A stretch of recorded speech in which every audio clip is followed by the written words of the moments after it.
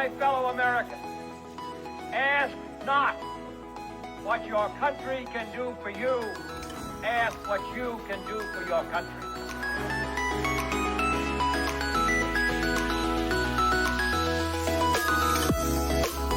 So just as I say we aren't going to let any dogs or water hoses turn us around, we aren't going to let any injunction turn us around.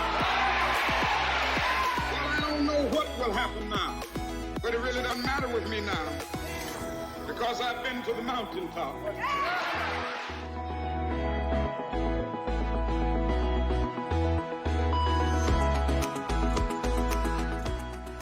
The future doesn't belong to the faint-hearted. It belongs to the brave.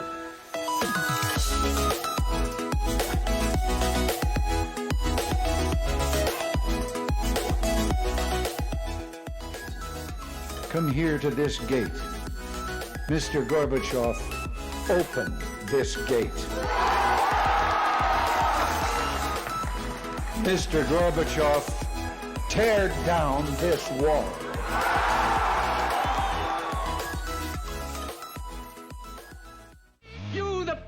Have the power to create machines, the power to create happiness. You, the people, have the power to make this life free and beautiful, to make this life a wonderful adventure. Then in the name of democracy, let us use that power. Let us all unite.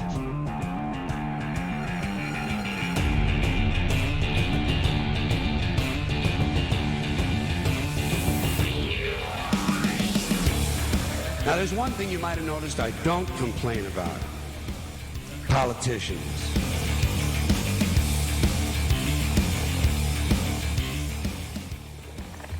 Governments don't live together, people live together. Governments, you don't always get a fair word or a fair fight. Well, I've come here to give you either one, or get either one from you.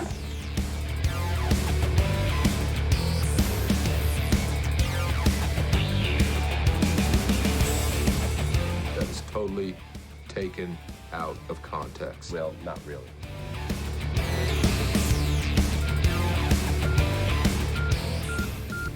That the only thing we have to fear is fear itself.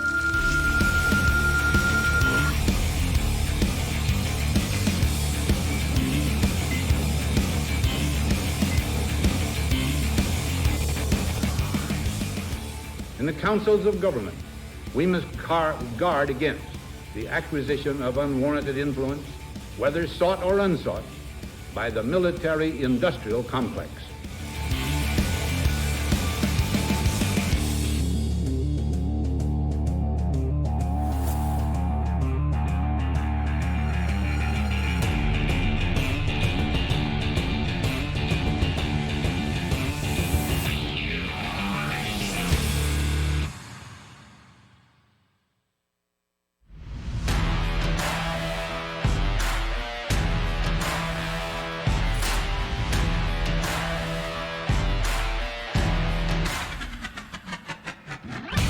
I have a dream that one day this nation will rise up, T-minus 1 minute, live out the true meaning of its creed.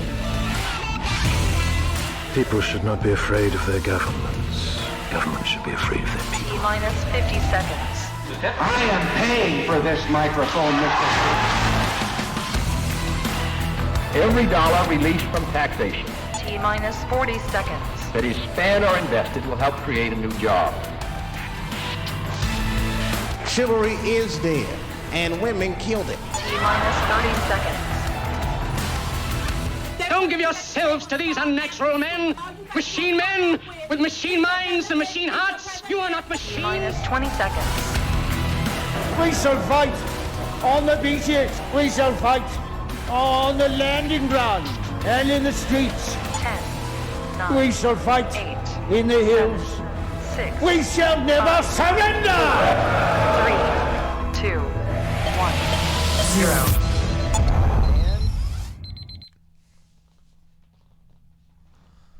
All right, welcome to the Problem Solver Politics live stream. I am your host, Cardin Ellis, with Cody the Oracle. Hey, everybody. And I didn't realize I still got my I voted sticker on.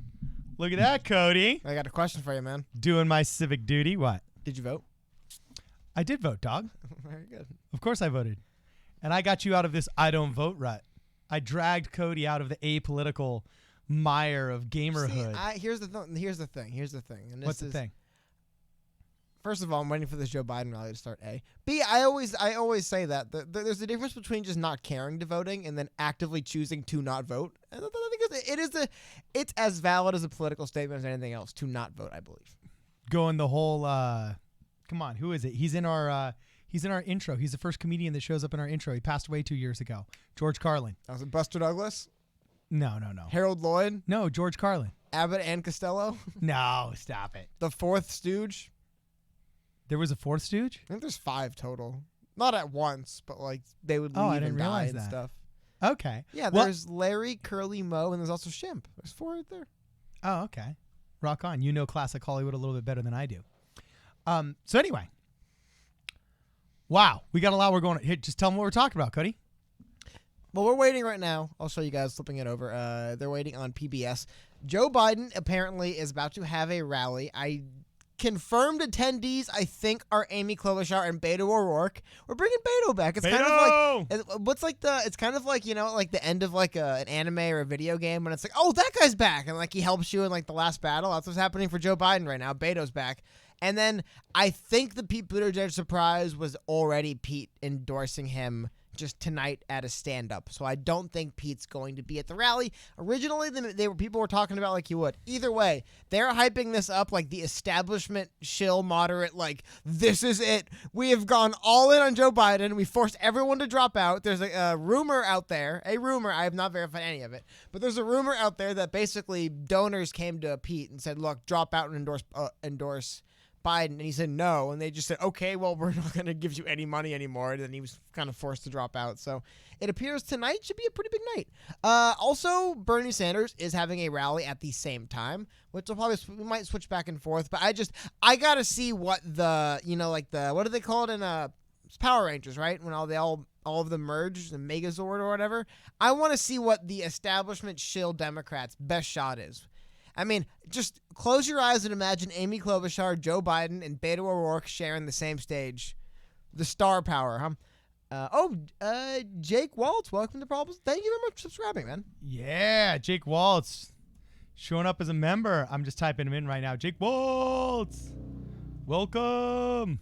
But anyway, so that's what we're waiting on tonight. A bunch of funny stuff happened over the last. Hey, Joe Biden, this guy won South Carolina with like a 20-point lead, pretty big lead. He'll probably do pretty good in North Carolina and some of the other southern states. Seems to perform very well in southern states. Tom Steyer dropped out in shame, unfortunately. Better luck never. He's probably never going to run again, but it is what it is. Tom Steyer lost a lot of money, and just to kind of there was a little brief period of time I kind of bought into the Steyer thing. So seeing how it all ended, I'm not happy. Yeah. I like Steyer. That's why I think he's a good guy. I remember. The first time I saw him speak in Las Vegas, I was like, okay, he is somewhat genuine about what he's doing, and he seemed okay. But he's also, like I said, he reminded me of Billy Crystal when he was like in the Yankees in spring training, where he's like, oh, I can't believe I'm here. It's like, you're running to be president, dude. You know what I mean? Like, it's cute in spring training, but it's another thing if Billy Crystal's in the batter's box, like a game the Yankees need to win. It's like, why is he here? So that's what happened to Tom Steyer, I think. But Super Tuesday is tomorrow, of course. We have 14 states and 1 territory, be American Samoa. A little wrinkle here. I want to pull the rules up again. I believe you still, to qualify for these debates, only need 1 delegate. I believe that's it. You only need 1 delegate. And I also I know this. Tulsi Gabbard was born in American Samoa. And American Samoa is voting on Super Tuesday. And on top of that, there's 6 delegates up for grabs. So I believe, correct me if I'm wrong, guys, but I believe if Tulsi Gabbard secures 1 of these delegates in American Samoa, she'll be on the debate stage. And that'll be, talk about Hurricane Tulsi, huh? Imagine her coming back with a vengeance. Missing one. That would be, and also talk about comeback of the century. Would that be 5 straight debates? 4 straight debates? Top of my head, I couldn't tell you. But I think 4 or 5 debates she missed all of a sudden back on. That'd be really cool. Maybe even more now with how many they've had in the recent months. But anyway. That would be pretty epic, dude. It would be a big change, wouldn't it? All right, so we got some. No, first off, yes, that I will validate. Ka-ding! Well, the Bernie Yang Your thing. statement, yes, Bernie that's true. Yang thing's funny too. Today makes the whole Bernie and Yang relationship more interesting as well, because today seemed to be the day where it was like, okay, lines are drawn, right? Elizabeth Warren, by the way, we'll talk about this more tomorrow. I think it is hilarious to me. Elizabeth Warren, man, she is just. Hey, all the establishment types got the memo. We're dropping out to endorse Biden. But Elizabeth Warren, I heard she put in ad buys running through March 9th, like another week. Like, holy cow. She's going to run against Bernie for as long as humanly possible. Where, hey, however they did it, man, they got these other people out of the race. Amy Klobuchar, Tom Steyer, Pete Buttigieg dropped out within, 30 hours of each other? Just boom, boom, boom. I mean, all of them endorsed Biden within 5 hours of each other. And they bring Beto O'Rourke back from the dead. It's like, you can tell tomorrow is the turning point of the Democratic primary, because it really is. Because one is Bernie Sanders will perform well in California. That is not even up for dispute. Dude, the California numbers are brutal. But he'll do well, which is good for him. He'll do good. What I'm saying is, what's interesting about Super Tuesday, so many delegates are in California that even if he doesn't perform well in all the states, the California win should mean Bernie Sanders should be okay. I don't see Bernie Sanders fading from the race no matter what happens. What's interesting, though, is does Joe Biden kind of take over as that second runner and then they run against each other at the end? Or does Bloomberg actually make his entrance and make this a really stupid 3-horse race for the last few months of the primary? We find out tomorrow. That's what's cool. Bloomberg spent $500 million for this. We get to see what $500 million buys you tomorrow. Yeah. A lot of votes. $300 million didn't buy Steyer anything, mind you. So we'll see. All right. So anyway, if you actually go to politicaldata.com, you can see all of California's stats. And it's really interesting. This is actually one of it's called a liberal idea. And yes, it is generally espoused by Democrats more. We go overboard in making voting accessible and have a very corruptible practice called ballot harvesting here in California that I'm not 100% on board with. But all the other things about voting in California, I actually really like. You got early voting. So if you got a vacation coming up and you can't be there on election day, you just go vote early. You've got all kinds of really cool other methods. Obviously, there's permanent absentee ballot voting. There's provisional voting. How do you, Mr. I love caucuses where you show up and scream people's faces, are down for a week of voting? Like, you don't want one voting day? No, I like caucuses more. In fact, I think we need to bring back Mortal Kombat, bro. Like, I mean, I'm so old school. I think if it's tied, screw a revote. Like just send your biggest representative. We'll send ours. And, we just first one to tap out, like champions. Like yeah, my champion send your will fight champion, your dog. champion, and that's how we'll settle this land dispute, like that kind of stuff. Yeah, okay. dude, so just send us your champion. So, look, I'm down with that. Anyway, if you go to politicaldatainc.com, it actually shows all the primary election tracker data. And it's pretty dang cool, and it's pretty interesting. Apparently, 22% of our mail-in ballots have already been mailed in and received and counted. And it's looking like Bernie Sanders is up. Dude, Bernie's gonna. We live in California. Bernie's gonna win California. Newsflash: Bernie's gonna do really well in California and win the state. Question is, how big does he win? The question is, does Biden even get 15% of the vote? Which honestly, I don't think so. Anecdotally, I have heard a lot of the kind of blue no matter who type Democrats in Los Angeles, at least, do seem more or less open to voting for Bernie Sanders. That doesn't seem to be the case across the country, but definitely in California. So he's going to win California. It's a great state for him. It's like his ideal state. It's dominated by huge metropolitan centers with extremely high cost of living. Like, that is basically the dream state for Bernie, because they're buying everything he's selling. Yeah. That's why you'll notice he struggles in states like in South Carolina. Everyone's like, well, we don't need everything you're offering us. We really don't. Like, yeah, obviously life isn't perfect here, but like, there's also still a sense of we want to maintain some autonomy here. We don't want to give it up to the state, which is a real thing people have in a lot of states. Not everybody. We had a good example, actually. Today, somebody brought up as well. Have you ever seen that video, Carden? Yeah. Where Bill Gates was on Ellen DeGeneres, and they're like, oh, guess how much a carton of milk costs? And he just like had no idea. He had no idea how much like regular grocery items cost. Like, I think that something happens to politicians a lot where they don't realize how out of touch they are until they kind of get slapped in the face. Like, wow, you don't recognize any of the stuff going on. You know, I don't know. Yeah. No, I hear you. I totally hear you, bro. So, you got to tell us a little bit more about the highlights of the. Well, first, okay. Once Joe Biden gets rocking, we're still waiting rolling, on Biden. You can I got him here. We're waiting on him. Yeah, we will not miss Biden. Do not worry. Yeah, when we're talking about that, but also you got to give us the highlights of Bloomberg, of your boy Bloomberg when he was forced to watch himself getting trolled. Getting trolled just epically by the Donald, man. Yeah. Well, I mean, beyond that, because that was one thing. It was more weird they made him watch it. But no, the other thing, if we're going to watch some stuff like that, hold on. Michael Bloomberg had perhaps the most bizarre, ridiculous, awful answer. Bizarre at least answer. It looks like a Yang Gang guy confronted Michael Bloomberg on stage. He literally is. I've got it confirmed. Asking him about the VAT. A literal. By the way, you know what's funny? I was kind of like I had this playing in the background, and I was like half listening to it because it's Michael Bloomberg. I don't really care about Michael Bloomberg. I say that much. No offense to Michael Bloomberg, but I don't really care. I say that much anyway.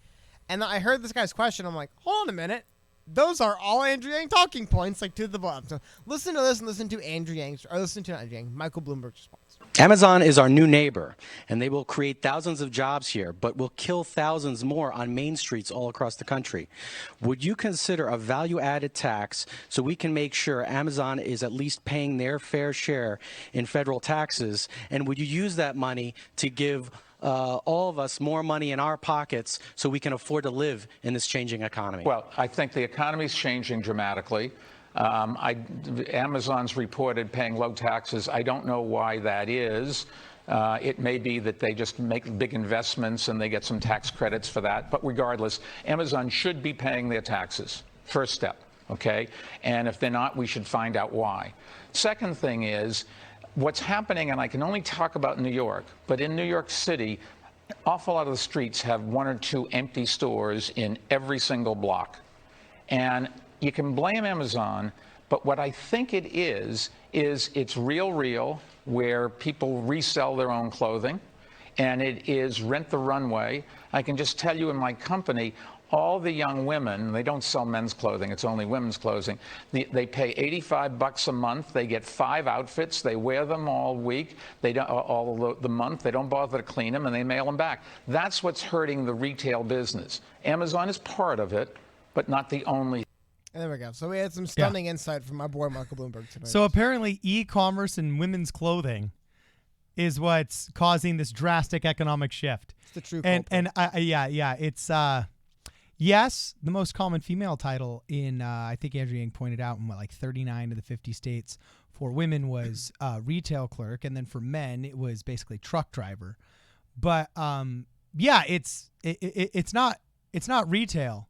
It's dry cleaners don't have any jobs anymore because they're just sending the cheap clothes back from the Real. And never mind, we've roboticized basically everything, including the fast food that we purchase from McDonald's. Yeah, none of that. It's boutique companies that send you clothing for a fixed subscription rate.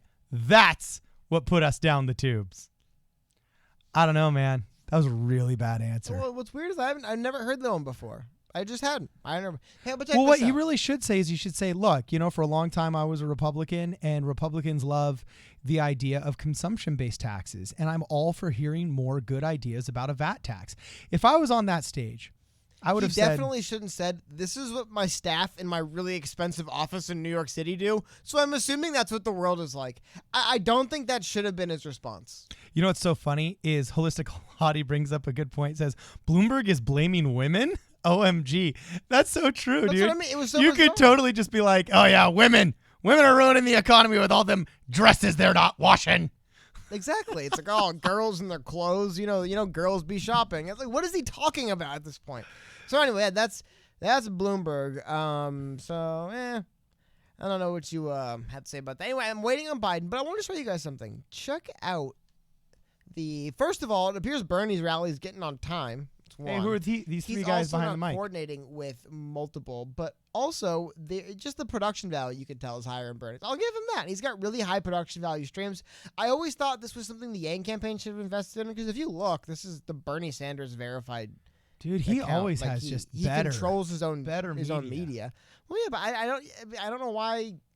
I really don't know why Andrew Yang didn't have the actual campaign running the official. Because there was obviously, they allowed various people to do streams of their events all the time, kind of like, like half officially, but they didn't invest in it legitimately, like the campaign is doing this and controlling that. I don't know why they didn't. Because when you do, it look good. This looks really good. Bernie's been doing stuff like this for a while. They look really good at all of his events. The sound is so-so. Let's check the sound out. Oh, hold on a second. Okay. Sometimes they have good sound, but audio is tough, especially like on amphitheaters. But for the most part, whatever it takes to win a contract that represents our work and protects our planet. This is pretty good. Interesting. Also, look at the location. Sorry, I'll scroll down. Look at the location tonight. St. Paul, Minnesota. So, I mean, we look at the big states tomorrow. Obviously, Bernie's not going to bother campaigning in California. He's going to crush California. Yeah. Interesting though. Biden's in Texas. He's in Minnesota. Because if Bernie can win Texas and California, he's done. He's sewed it up, you know? Yeah. So interesting for him to be in Minnesota. I don't know. Obviously, to him, that's a more important state. It's the rally before the vote. Well, it looks like the University of Minnesota's Gender Studies Department decided to come on down and stump speech for Bernie here. You know what I'm saying? I'm sure it's a real barn burner over there in which they're speaking about unity and the importance it's a Bernie of Sanders rally. Yeah. They probably got their torches in the trunk. Anyway, we got some super chats here, man. We got to respond to super chats. First off, we had a couple people join the channel. Thank you. And J.E. asked, would Cardin ever consider running for office? I have indeed held public office, my friend. How'd that end? And it ended very well with a bang, in which I fought with all of the Republicans. That's half true. It ended with a bang. Oh, no, it ended with a bang. And it was good. It's all right because we're going to toss them all out of office in 2024. I would argue on very well, but did it end with yeah. Well, hold on. I would consider running for office. I don't have really aspirations for anything big, but I'd run for city council. Watch this. So remember I was talking about how the production value is really good of the Bernie rallies? Yeah, except for he's got no lights on him. This is the Biden rally. Let's check out how the Biden rally gets kicked off. No, hold on. This is, by the way, though, 1 second. Full fairness to Biden, Biden's not running this himself. This is through global news. However, the people on stage who don't know what they're doing, they, I believe, are associated with the Biden campaign. So I'm not going to get them too much for the overlays, but we'll see if they can get started. They're currently 20 minutes late on their starting. Maybe it's like one of those things where they say 5:30, but they mean 6. I don't know. Could be. But either way, we'll see what Biden's big play in the Lone Star State will be because... Dude, I get it. I get that he won. How funny is it?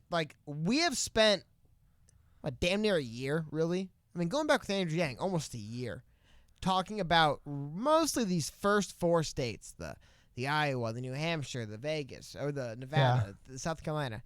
Dude, there's 4 times as many states as that voting tomorrow. We're going to see kind of how insignificant. What if Biden wins one state and it was South Carolina? That's, by the way, very realistic. Biden would. Now, if he wins one state after the entire field drops out to endorse him, if that's what happens, obviously they give up on Super Tuesday. And then Bloomberg's the ringer, I guess? It's one of the reasons why I'm really fascinated to see what happens tomorrow because so much can change. What if the inverse happens and Biden, wins Texas and a couple other big states and all of a sudden we're looking at I don't know. I feel like I've talked about it a lot, but I just do want to see what crazy Joe Biden has to say here because he really is. He has gotten to the point now where I think earlier today he got his days mixed up again. It's one thing to just have little goofs, but dude, Joe Biden says weird stuff all the time. It's what is he talking about? Yeah. I think today he was talking about something. I forgot it. Having a Joe Biden here, but something, and he just blanked out, just blah blah. You know, the thing. I was like, what are you talking about, man? But hey, they can't get the rally started on time either, which is unfortunate. Imagine, by the way, if whoever you are right now watching, probably sitting down, right, comfortable wherever you are, maybe having some drink or whatever. Imagine you could be standing holding a Joe Biden sign on the stage, awkwardly waiting for a Joe Biden rally to start right now. You know, so whatever you're doing this Monday, talk about Mondays, huh? So I'm also just, excuse me. Wait, I got my cough button. Woohoo! Look at that tech that we hooked up, brother. Anyway, I'm curious because here's something else I've noticed. The Yang rally started really late. They're always starting these things so late. It's almost an insult to show up on time at this point, And what are your thoughts on the whole starting the political rally a little bit late, beyond a little bit late?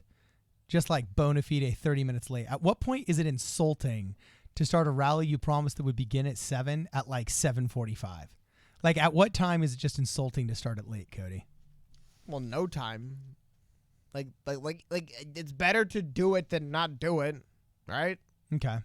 I don't know. Like, what should they just be like? Whatever. We're starting. Never. We're canceling it because we're gonna be an hour late. It's best off they do it, but it is what happens a lot. It's one of the reasons why you need a really good campaign infrastructure in place. So like we saw with Bernie Sanders, he might be running late as well. It's just harder for us to tell because they got somebody on stage talking into the microphone. It's all you need. Somebody walk up there. You can definitely tell Joe Biden doesn't have that. Like, what's going on this Joe Biden stage? People are just kind of like meandering around, just kind of waiting. Yeah. So we got some really good comments here. Waiting for Beto O'Rourke, I guess. Beto, I've heard Beto's going to be here, guys. Beto sighting on the way. But, what are they doing? Yeah, I'm so excited for Beto to show up. And he's just excited to be relevant again. You know what I'm saying? That was it. Beto called Super Tuesday, Super Thursday. That was it. Yeah. So not Beto, Biden. Way to go. Biden did Great that. Great guy, Biden. So Mark Garnett says, if Bernie wins, the Dow Jones stock market will go down several thousand. Book it. I agree with him. I think it would. There would be a massive divestment in the United States of America. Smart people wouldn't get out so fast because they understand that would require Congress, not just a presidential election, but just the fear. Markets are very fearful. And look what coronavirus has done to the markets. Could you imagine what Elizabeth Warren or Bernie Sanders' presidency would do for the markets? And the worst part It'd be a shock. It'd correct pretty quickly. You think so, but he would be bragging about it, which I think would prolong it. He'd be like, there's a reason why the billionaires and the millionaires fear us, and they should fear us. Welcome to the revolution. That's why I think Bernie can win, man. Because, it just, that's what would happen. There is definitely a lot of people who would like that, but I do not know if America's ready for a president to be up there. And again, I don't think, that's one of the reasons why we locked that back, though. I don't think Bernie would necessarily... I don't see how anybody can get elected president of the United States bragging about the bad stock market. I just don't, man. I get a lot of people have no involvement in the stock market, but then on the other hand, there's a lot of people whose livelihoods are tied in it. So it's I don't know. That'd be really weird. That'd be interesting to think about. But I definitely think a very callous response to a crash in the stock market would really damage a candidate overall. Not with everybody. There's a bunch of people who would love it. But yeah. Screw them. But just overall, man, there's people who are like, whoa, cool, my retirement evaporated overnight. I love it. Well, I'm so happy my security investments evaporated. I love this. That's not what anyone's going to, people are going to be freaking out, man. It's one of the reasons why it's really important it's one of the reasons why, whether you think the stock market's a good thing or a bad thing, if you don't want your people to hate you and revolt, you have to keep it, you have to mind it. You can't be, oh, good, I'm glad the stock market's crashing. People be freaking out, man. People have all their retirement accounts and it just crashes. It's oh, cool, I can't retire now. People would be freaking out if that happened. So, yeah. There's some other really funny comments here. I like Holistic Hottie's comments. It's pretty funny. Of course, Holistic Hottie could be a dude. Who knows? Maybe just it's a guy that's got a big fan club of vegan chicks. We have this same discussion once a month. Oh, dude, we? Yeah. Well, you do. Sorry, once a month you ask that same question. Well, maybe she just needs to join the channel so we can actually see her highlighted. I feel like you actually frame the question the same way every time, too. Holistic Hottie, she, haha, I guess, wait, she could be a dude. Look, well, maybe I'm just hypersensitive to the intersectional needs of modern millennials. Hey, I'm just upset you don't watch the show, man.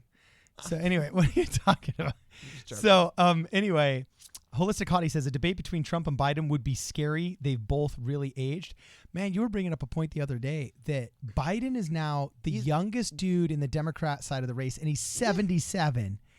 He's almost the youngest person. I know, except for Trump's the youngest. No, Trump's 73, right? Yeah, I mean he's a little, isn't that crazy? I mean, can you believe the youngest buck in the room? How about that Joe Biden? 73. Joe Biden on the debate stage can say, "I'm the youngest man running for president as a Democrat." I mean, dude, after Swalwell brought up a quote from him said in the 70s that he should pass the torch to the younger generation, he's outlasted them all. And now he's 77 and the youngest guy on the freaking stage. I mean, this is wild. So anyway, Soldier 1 asks, is Joe showing up? Yep, that's what we're wondering. Bad says, is Tulsi still running? Yes, as of now, she has not dropped out of the campaign yet. Please let me know if I'm wrong, chat. I'll pull it up. I believe if Tulsi can get one delegate from American Samoa, where she's born, and obviously she didn't live there her whole life, but she was born there. Maybe that'll be a good enough tie to get one delegate there. She should be on the debate stage, I believe, which would be imagine punish Tulsi returning, after months away. I'm excited, but I don't know.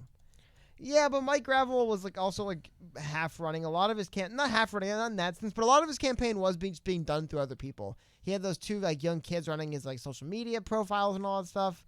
He would have never got elected at 90, obviously, as well, right? I can't imagine anyone seriously being vote for Mike Gravel. He's 90 years old.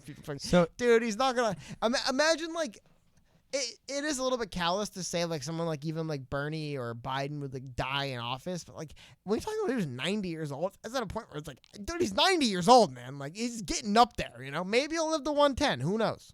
But he's 90 years old. Yeah. So, dude, you got to read this article from 538 that I posted in your Discord. This is really intriguing. We've been talking a lot today about Bernie Sanders, and he's crushing it in California. I mean, all of the polls, you saw that in the Hill today, what his support was. Yeah. He has a very thick margin. I live here. Just living here, I can definitely see that he's got a big... Yeah, he's got a lot of support because California's stupid and socialist and wishes they were communist. Oh, there we go. So, yeah, Sacramento is please, can we just be like Vladimir Lenin? Can we please put them up against the wall? We have enough useful idiots. If we can create a pauper class and just chase away the middle class, we will be just like feudal Europe. The czars will run in fear. So anyway, you got to check out this graphic, though. If you scan down to about the second or third paragraph, there's some interesting data that comes up. Biden, guess how many offices he has in California? You'll never believe this. 1. He has 1. And he's not only running, he's not running. Warren, guess how many she has? 50. 4. Oh, dang. And then Sanders has 23, but you know who has the most? Well, of course, Bloomberg, yeah. Bloomberg's got 25 offices in California? It's really impressive that Bernie's that close to Bloomberg, really. I know. It's what the heck? I would expect Bloomberg to be running away with it, to see Bernie so close. And it just goes to Bernie's raising a lot of money. He really is. I mean, that's funny, though. That's some impressive. Also, they point that Bernie has 4 field offices in L.A. County. Which is Oh, really? Is that California's most populous county, Los Angeles County? It's a state. Los Angeles County is basically a state. So. Yeah, I was about going to say. We're Again, another reason why. Bernie does very well in L.A. County and what is that called? What is the county that encompasses the Bay Area? Oh, gosh. It's not San Francisco County. It's Los Alamitos. No. What is the county? Look, what county is San Francisco in? I forget. Because that's where the Niners play now. Either way, it doesn't matter that much. It's San Francisco County. Okay, there we go. So it is its own county. It shows as well. how much California history, but combined 40, 50 years living in California. Well, no, because I know once you cross the bridge, there's actually part of San Francisco County that's actually on the other side of the bridge. Isn't and I think there was Marin this. County? What'd you say? Is Marin a county or a city? Marin is a county. There you go. But I knew it. I think once you, I think all of the Golden Gate Bridge, and feel free to fact check me on this, but I think both sides of the Golden Gate Bridge are actually in San Francisco County, and it's just so that they have the responsibility of painting the bridge.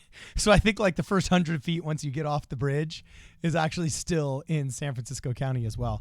I can't remember exactly how it goes, but I know once you get into Oakland, you're a different county, except for whatever that small municipality that's still part of San Francisco County is on the other side of the bridge. My theory that they were just waiting to start at 6 for Biden got blown up. It's after 6, and we have not started. We're not even close to starting, really. So, dude, and look at how desperately bored that one kid in the oversized Biden T-shirt is on the left, in the mustard yellow one. That's what I was saying. The mom's sitting there, still act happy. We're on stage, still act happy. So, anyone sitting in uncomfortable right now, it could be way worse. You could be there. Yeah. So anyway, we can keep going over this data that I thought was pretty interesting. Okay, he did pretty well. He did pretty well in California the first time around. Okay. In 2016. But he hasn't grown a lot. Despite having a lot more money and a lot more field offices and a lot more organization, they're doing a little bit better getting out the vote. They're doing a little bit better registering Latino voters and things like that. But he hasn't proved to explosively like double the amount of support he has, you know? And it really kind of makes me wonder if he hasn't just reached a natural threshold. You know, it seems like he never really gets... He's always hanging out in the high 20s, the low 30s. Like 1/3 of the population goes with Bernie.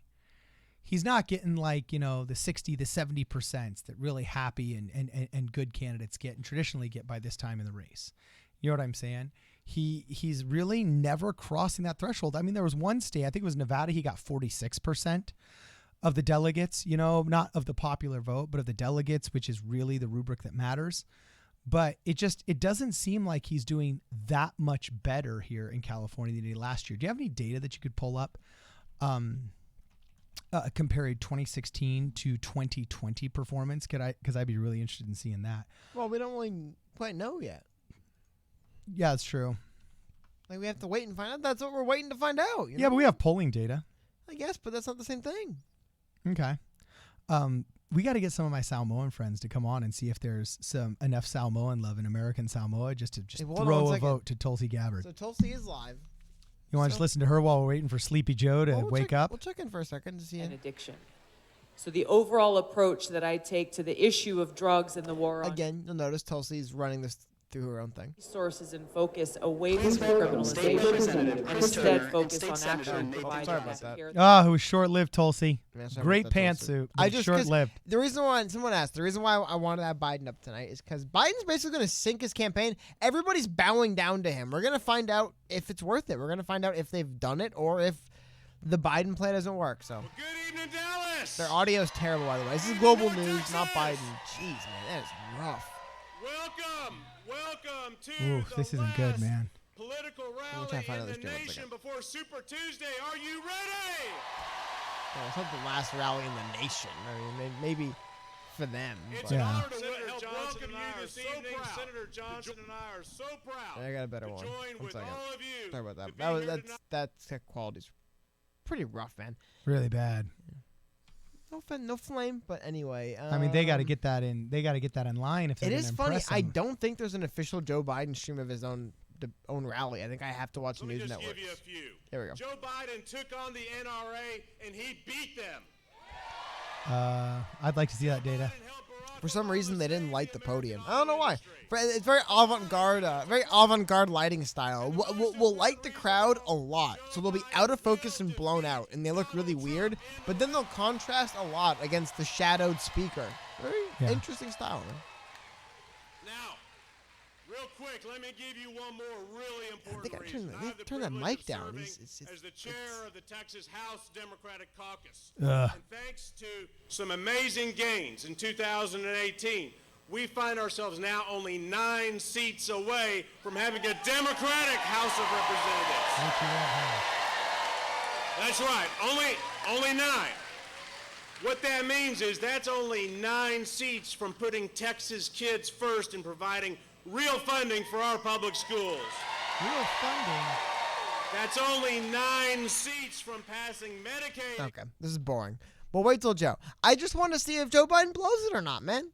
Imagine if he just blows it tonight. Comes across looking like an idiot. Is this the moment, though, where the party galvanizes and we finally do have the progressives versus the establishment rift? No. That everybody's been talking about? It's not. Is this the big moment? I want to see how awkward it is, those people on stage together, those 3 candidates stage together. It's going to be. So we'll wait till something funny happens right now. Nothing really is happening. What you were talking about before? Actually, I was breaking down some of the data of Bernie Sanders' improved performance in California. It doesn't seem grandiose, okay? But it is interesting that 42% of Hispanic voters in the state intend to vote for Sanders. I mean, he's pulling down nearly a half of all Hispanic voters. And in a distant second is 15% going for Joe Biden and 14% going for your boy Bloomberg. You know, so apparently those 25 offices have scored him at least 14% among the Hispanic voters here. In not 24, it was 24 offices. Well, I mean, he's been successful at that demographic in the Southwest. He has, and whether it's Nevada, Texas, or California. Yeah, so we're the biggest that's going to vote today, and in reality, tomorrow. Or sorry, yeah, that's going to vote tomorrow. I was just thinking that if you win California, you basically win Super Tuesday with this many people out there. If you win it outright and take every delegate, which is not necessarily what happens. Yeah, but I mean, if you've got the chops to win California, Texas doesn't even have 2/3 our delegate count. And if you got the chops to take it here, you're going to have the chops to take it in Texas with buffoons like this talking about how we're only 9 seats away from winning. You know, so it actually stalling for time. So I'm not taking anything that guy's that he's stalling for time. Yeah, who's this guy? By the way, do they have purple light on him? It looks like a really badly lit horror film. Like I said, the lighting is really weird. It's really interesting style. Doesn't he look like the dad that you met at the elementary school who ends up being the killer in some kind of really cheap B movie? No, he looks like a Texas politician, to be honest. No. Dan Crenshaw's a Texas politician. Oh, that guy doesn't look like a Texas politician. He looks like a beta. Just like a beta wimp. Something else I can't say on YouTube. What's that scowl for? You guys got to see his scowl, man. I wish there was a cam that there was a scowl cam. Just falling asleep over here, The Cody scowl cam. Where it's like, riveting commentaries. Oh. Riveting commentary, man. Just so focused on all the important things you're saying. I got to give props to that lady with her hat in the back. I mean, she is blinged out. And that dude with the pink Biden thing and the earring, he's blinged out too. They got some good people in back. The one with the khaki jacket on just looks like a little bit rigid and a little bit just excited to be there, like Tom Steyer was in his first election. You know what I'm saying? He just looks excited to be there. So anyway, Karn Patel makes a really good point. He says like a beta, like a Beto. Oh, Beto's supposed to be here. We're supposed to see Beto again tonight, man. Yeah. So, let me see. Hyperballistic Drifter God says Crenshaw supports red flag laws. Screw Crenshaw. Oh, I'd be interested in seeing what is. Yeah. I remember, but it seemed he was a little bit more nuanced on it. No, yeah, he's good. Don't worry. He seemed a little more nuanced on that. Okay. I think he disagreed with a couple of things about him. I think he agreed with some things about him. Before I judge the man, I would want to know a little bit more in depth. Since when? Since when? What do you mean, since when? I am totally a benefit of the doubt guy, man. Okay. So, I was just thinking the same thing. It's funny you said that. I was just thinking the same thing. Okay. By the way, the camera work here is just horrendous. Why they didn't like the speaker, I don't understand. I don't know why they didn't like the speaker. It's really weird. I agree. It is kind of interesting since they look at the people behind him. He kind of pops. You can definitely see where his shoulders start, but weird, right? Yeah. Aren't you guys excited, though, to see Amy Klobuchar and Joe Biden on the same stage together? Can you imagine the gravitas of these people? Anthony Gambone says, stop being anti-Bernie. Hey, you know what? The second Bernie apologizes for glorifying Fidel Castro and his re-education program, considering that's the reason why my Cuban family had to escape the country with nothing but the clothes on their back. And my grandfather had a lifetime death sentence from Fidel Castro on him. Sorry, I unabashedly am not pro-communist. You know what I'm saying? So I'm not anti-Bernie. Bernie actually seems like an authentic guy who's been, fighting the good fight for 30 years. I'm against his ideas because they're all bad. They're all communist and they lead to slaughter. Done. So let me see. That camera work says Mental Messiah. I love that name. It really makes the crowd look like a green screen. Yeah, and I think that they don't have an electric zoom. It would be easier to crop him out for that reason because there is such a definition between where he starts and they begin. So I don't know, maybe any guys out there that are pretty good at using some of these video editing software, maybe you can cut Biden out, put him in crazy places. Yeah. Oops. So let me see. I'm reading some of these comments here. And it's actually pretty funny. Who is the organization, Cody, that's running this? It's Global News, right? No, I think the most current stream is NBC News. Oh, it's NBC News. Okay. Because For whatever reason, it doesn't look like actually Joe Biden streaming. Because I can't see these people. Like, it's almost amateur. I don't know if it's there. It's like a high school play. I don't think it's the stream. I think it's the event. Again, it's the Biden Yeah, this team. is bad. It's weird. It's just bizarre. This is bad. It's atypical. So. Okay, I can't hear it. No, that's fine. Okay. So anyway, hit us up in the chat. All right. Hit us up in the chat if you guys have been impressed with this so far, because I got to say it's 6:13 and I don't even know. I just want look. I'm not even being impressed. I just want to see what it looks like. Yeah. To have Amy Klobuchar backing Joe Biden with Beto O'Rourke. That sounds so stupid and unbelievable to me. I didn't think it was gonna happen. So if it happens, wow, I was proven wrong. This is funny. I didn't know this. Judge Judy will fight Bernie Sanders to the death. Okay. Well, we'll see what happens, huh? Oh wait, so she's anti-communist. Yeah, sure. Well, she did endorse a Democrat. So that seems a little bit weird that you're anti-communist, but you endorsed a Democrat.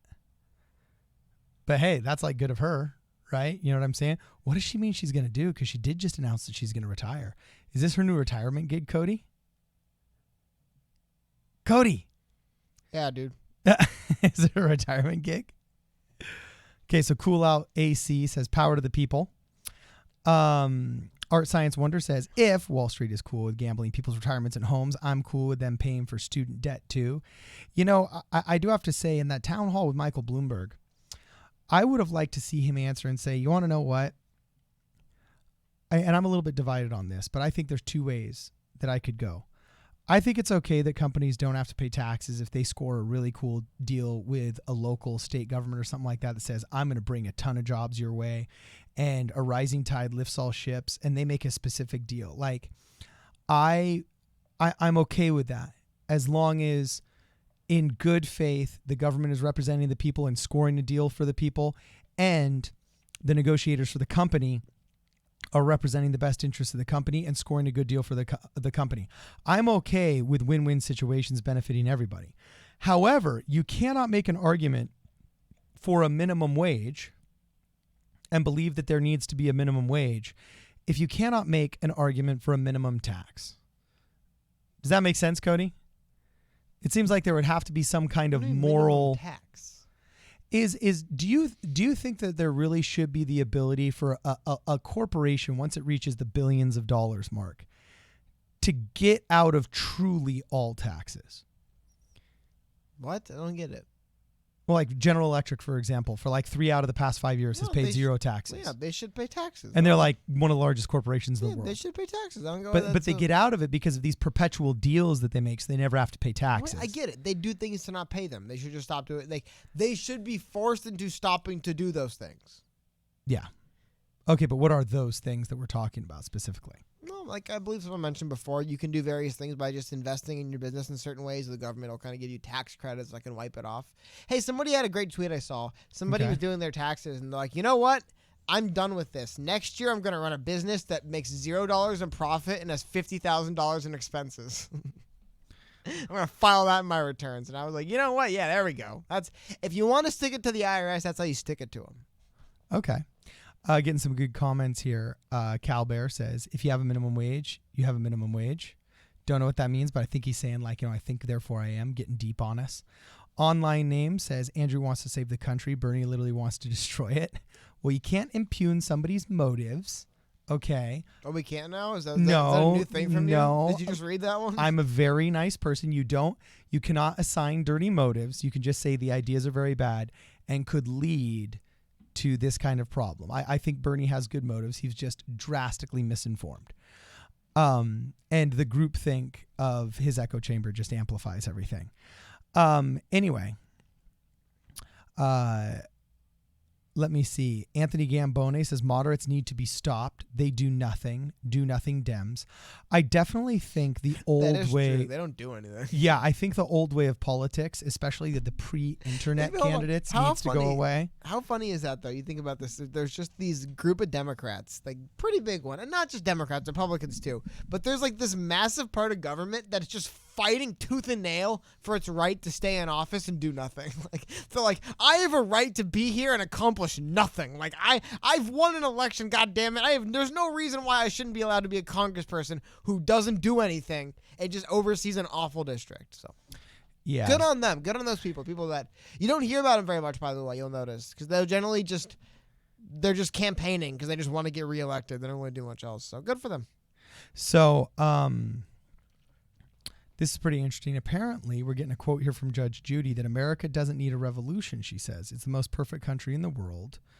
I'll fight them to the death. Hardcore. Now, of course, all the intersectionalists could come at her and say, if you say it's perfect, then you are condoning institutional racism and sexism and bigotry and Islamophobia. Therefore, you're part of the problem. Therefore, you need to be canceled. And then she says, sorry, already retired, biznatches. And then goes off and enjoys her millions in her estate up there in Ojai or something like that. But I think that's really interesting. That it's good to hear people say that it's the most perfect country in the world. I think what she really meant is that the three-party system, not three-party system, the three branches of government and the organization and the infrastructure of our government took us out of the human cycle and allowed us to have a transfer of power without revolution once every 4 years, which is the most beautiful thing that has really ever been achieved politically, and we've held on to it for 250 years. There's a reason why we've had one constitution while France has had 14 since we were both basically incorporated at the same time. So, yeah. I actually agree with Judge Judy here. That's pretty awesome. So, whoa, who's this? She's going to town. I'm still waiting for Joe Biden to get there, though. Holy cow, man. I really don't. Dude, they're going through everybody and their dog in Texas. They're definitely killing time. One thing I want to point out, though, see if I can put some on the sidebar for you guys. One thing I do think is kind of interesting. You look at the viewership numbers, and I was really fascinated. There isn't that many people. It's a Monday night, too. It's not like it's Saturday. There's not that many people watching the Bernie Sanders rally. Yeah.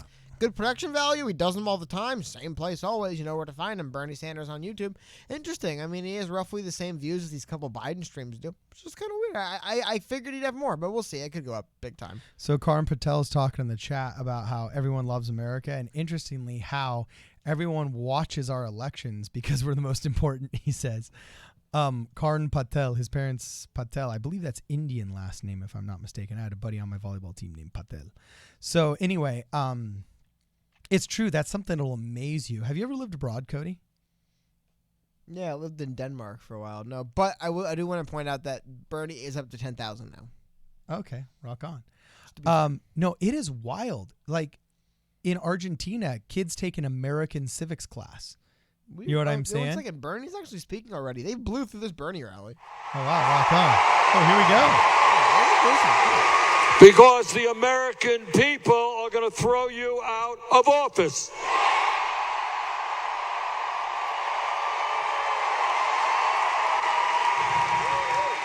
Now, all of the Democratic candidates and Amy and Pete and everybody who has run, we all share the understanding that together we are going to beat Donald Trump. We're all united on that. So let us be clear. There are obvious differences of opinion. That's true. But all of us understand that our differences of opinion pale in comparison to the differences that we have with Trump.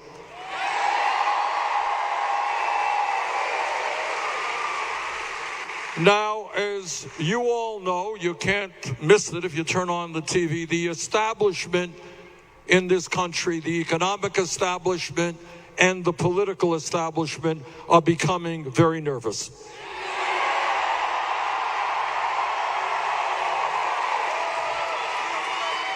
I like how they have the live comments down here.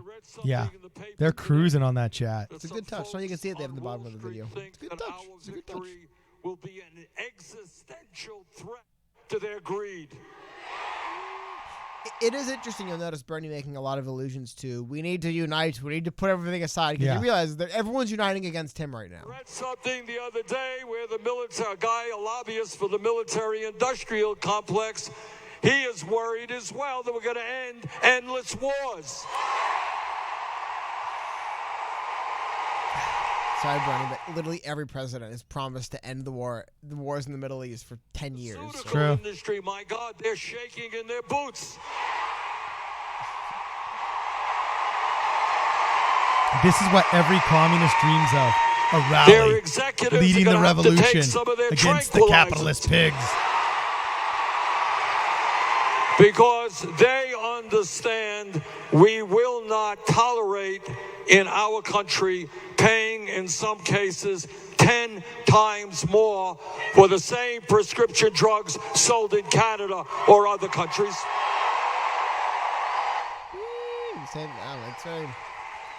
Yeah, what's a gang? I have to get into Canada, but they have their stump speech. A bit nervous. This is kind of cool where he's trolling people for getting a little bit nervous, though. Because the American people this is like a high school jock intimidation talk. Spending twice as much per person on health care as do the people of any other country.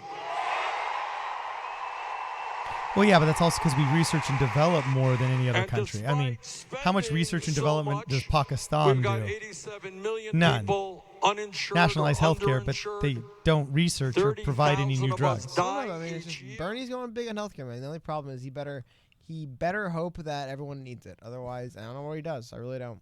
Yeah, Karan Patel brings up a good point. He says, a little war never hurt nobody. And the insurance industry...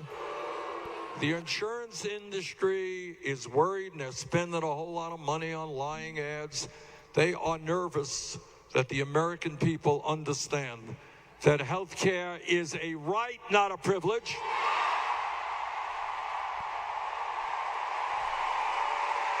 Okay.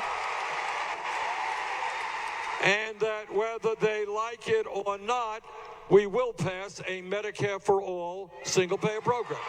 Well, how's he going to do that without an act of Congress? That's the thing about Bernie that worries me, though, is there's this, and I get you have to say, but what does that mean whether we like it or not? Yeah, like... what does that mean? Nervous. The political establishment is getting nervous. By any means necessary, bro. And they look at rallies like this at St. Paul, and they say, what's going on here? Man, he looks like he's really tired, like he's going to fall over. A Democratic Party in which working people and young people finally have a real voice.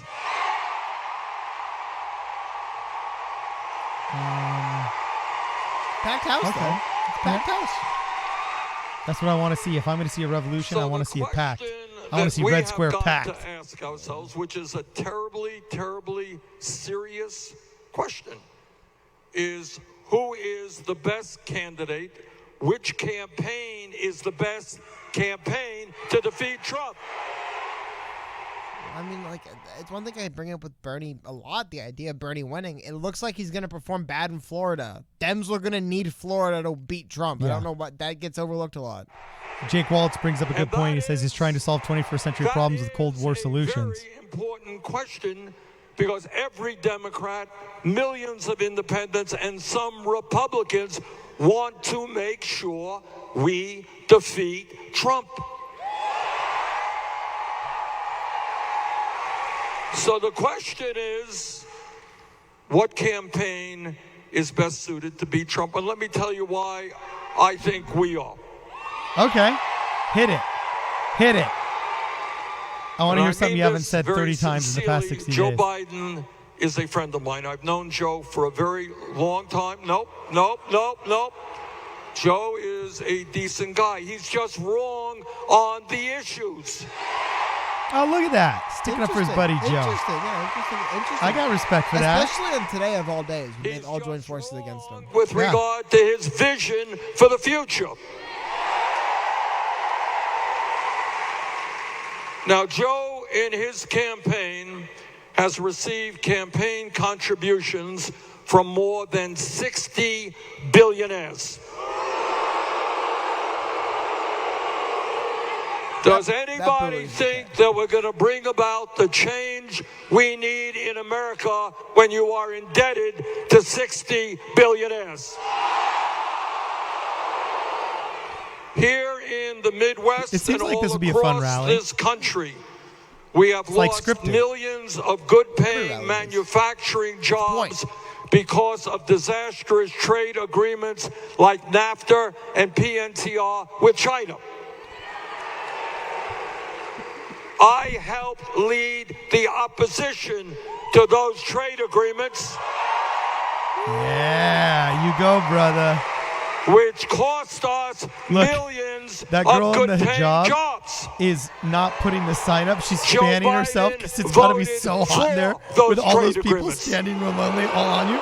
So now she's using the Does to fan anybody herself think that Joe instead can go to Michigan or Wisconsin instead of or Indiana shining it, and or it's right where his Minnesota hand is. and say, So she already vote looks for bored. me, I voted for She those looks terrible super bored. trade agreements. I don't think so. And the guy in the red shirt that's all lurched over to her right.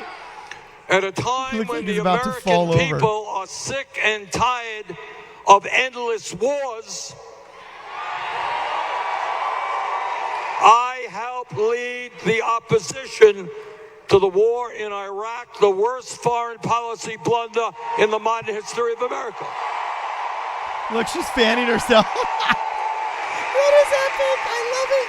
She's like, I can Joe finally fan Biden myself. voted for that Oh, poor war. girl. I voted against an horrific bankruptcy bill supported by the credit card industry. Joe voted for that bill. Oh, that's true. And he's the one that voted out the ability to declare bankruptcy on student loans. Again, you can't escape bankruptcy Joe on has student been loans. on the floor of the Senate talking about the need to cut Social Security, Medicare, and veterans programs. Dude, it's like the island of misfit toys behind Bernie Sanders right now, man. Fighting not only Everybody to looks bored oppose or just those like, cuts, what do I but do? to There's one guy expand clapping with one Social hand. Security.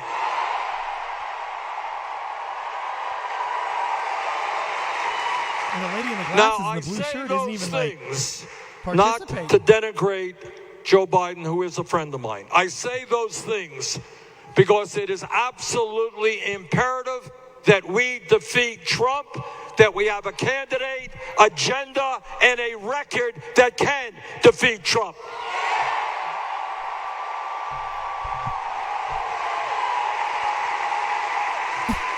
And not only is our record different, the nature of our campaign is different. We are running the strongest grassroots campaign any candidate has run in the modern history of America. Is that true? How could you verify that claim? We have, in this campaign alone, had volunteers and staff knocking on millions I'm kind of bored already. throughout this country. Old Michael. You know what? Someone brought that up. Who was that? Stevie Mac 23. When I think of he's Bernie bumping Sanders, his chest. Look at that guy in the red. He's bumping his chest to clap. That's what he's doing. He's doing like the silverback gorilla clap. When I think of Bernie Sanders, I think of Mike clipping. We don't need Yeah. a super PAC. Because our campaign is not funded by billionaires.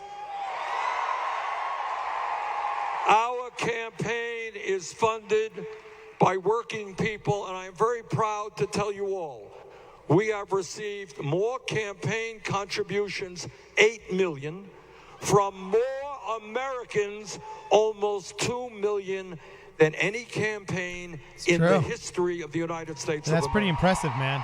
That's really impressive. Too bad Michael Bloomberg can burn a wheelbarrow full of money every hour on every day until he's burned that much money and still run, right? Like, yeah.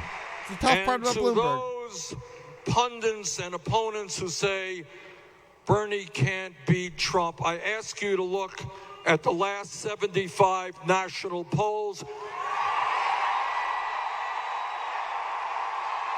Oh, he's loving it. Look at that smile. That's the first authentic smile. We beat Trump in 70 out of those 75.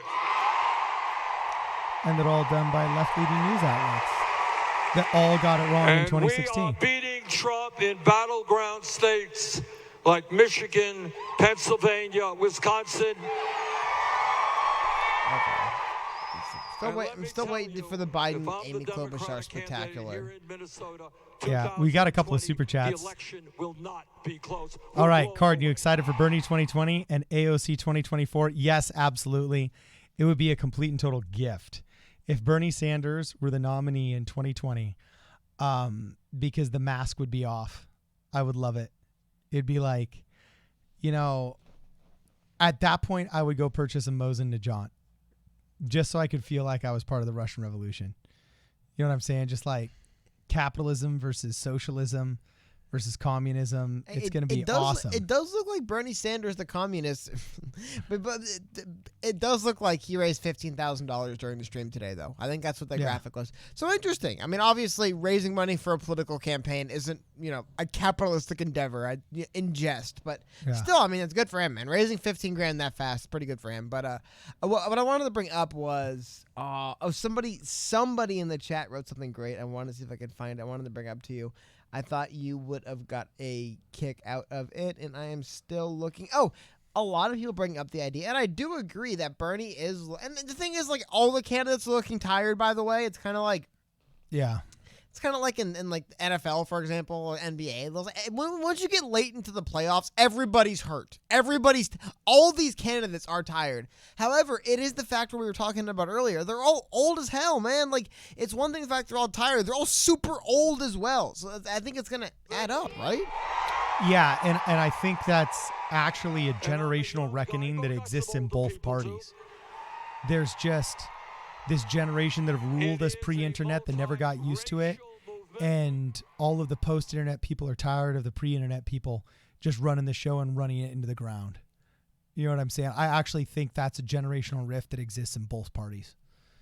I don't think that's unique to. I mean, that's why AOC basically runs the Democrat Party. She doesn't. You know what I'm saying? Dude, I don't know, man. She's like the most popular. She's the most popular. Yeah, there's no Democrat more popular than her, but she still doesn't run it yet. There's still. I mean, she's getting close. Damn near close, but still technically you could see other, stuff. Yeah. What's really funny is I'm typing something into the chat and Bernie is autocorrected to beanie. Like a little beanie, like a little toque, as they say in Canada. It's pretty funny. So, let me see here. Well, we're like at the beginning of the playoffs. Beginning of the playoffs is, so I'm looking at it for these candidates, right? Beginning of the playoffs is like the ending, like the middle of the primary, because it's like 6 months left. It'll basically be a 18th month-ish cycle for like Bernie and stuff, maybe a little bit shorter than that. Like they're at the last 2 or 3 months of Super Tuesday, the end of the primary, and then you got that 5-month general. And they're basically there, man. That's funny. It's another big advantage the incumbent has. The incumbent has like a bye through the first like half of the rounds. Like he doesn't have to campaign, he or she doesn't have to campaign nearly as hard at first. While everyone else is campaigning their heart out, the incumbent gets to kind of chill a bit. And then they get to jump in at the end right there in that last 5-month general span and really make their voices heard. Yeah. So Matusz Ostrowski, I think I got a Polish or a Ukrainian friend here, says Cardin saying AOC running DNC is laughable. Hey, look, don't quote me. You're not quoting me. AOC herself has said that she's running. She's running things. She's like, they can't do anything. That's why, like, basically, I just show up and I'm like running things here. Go look it up. She herself said it. And when Bernie Sanders sat down to talk progressive agenda politics, he had AOC sit there, and she did most of the talking. And there's 2 things that people respect, force and power. And yes, Nancy Pelosi still has a lot of power, the most amount of power. Very effective and shrewd Speaker of the House for the Democrat Party, okay? But I can't think of anybody that could fill her shoes. And she's not going to be able to serve another decade. Okay, so she's on her way out in one of the upcoming election cycles, okay? And who's going to run the show? Who do people fear, man? The second you're on AOC's radar, she's going to get all the Bernie bros on you. Sitting in your offices, you can't do anything. Slashing your tires outside so you can't make it to your meetings. Showing up and blowing air horns, scaring the crap out of your wife and kids while you're away in Washington, D.C., in their home districts. So, I mean, I don't know. I think there's a lot more fear amongst Democrat establishment people of AOC than people realize. The Biden audience have lost their minds. So, oh, geez, they've gone crazy. We've gone crazy waiting for Biden, which I think it's pretty. Is this going to be like an normal epic failure? Probably not. It'd probably just be boring and weird. Unfortunately, I hate to say it, but it could be at the same time the end of his campaign. So, yeah, we'll find out. Okay, so anyway, we got an interesting super chat from Max Anishi. Biden actually treated Yang as a contender before. Biden said to Yang, if Yang wins, he will retire. If he wins, Yang will be one of the first people he will call. It was on video. Yeah, it doesn't mean he'll call him for a VP slot. It could be a cabinet position or something. But he like had that. always talked about Joe Biden. There's a heavy respect. Yeah. What is the camera panning towards? Someone big is coming. Is it Amy Klobuchar? Is it Beto O'Rourke? Is it Cory Booker? Is it Joe Biden's?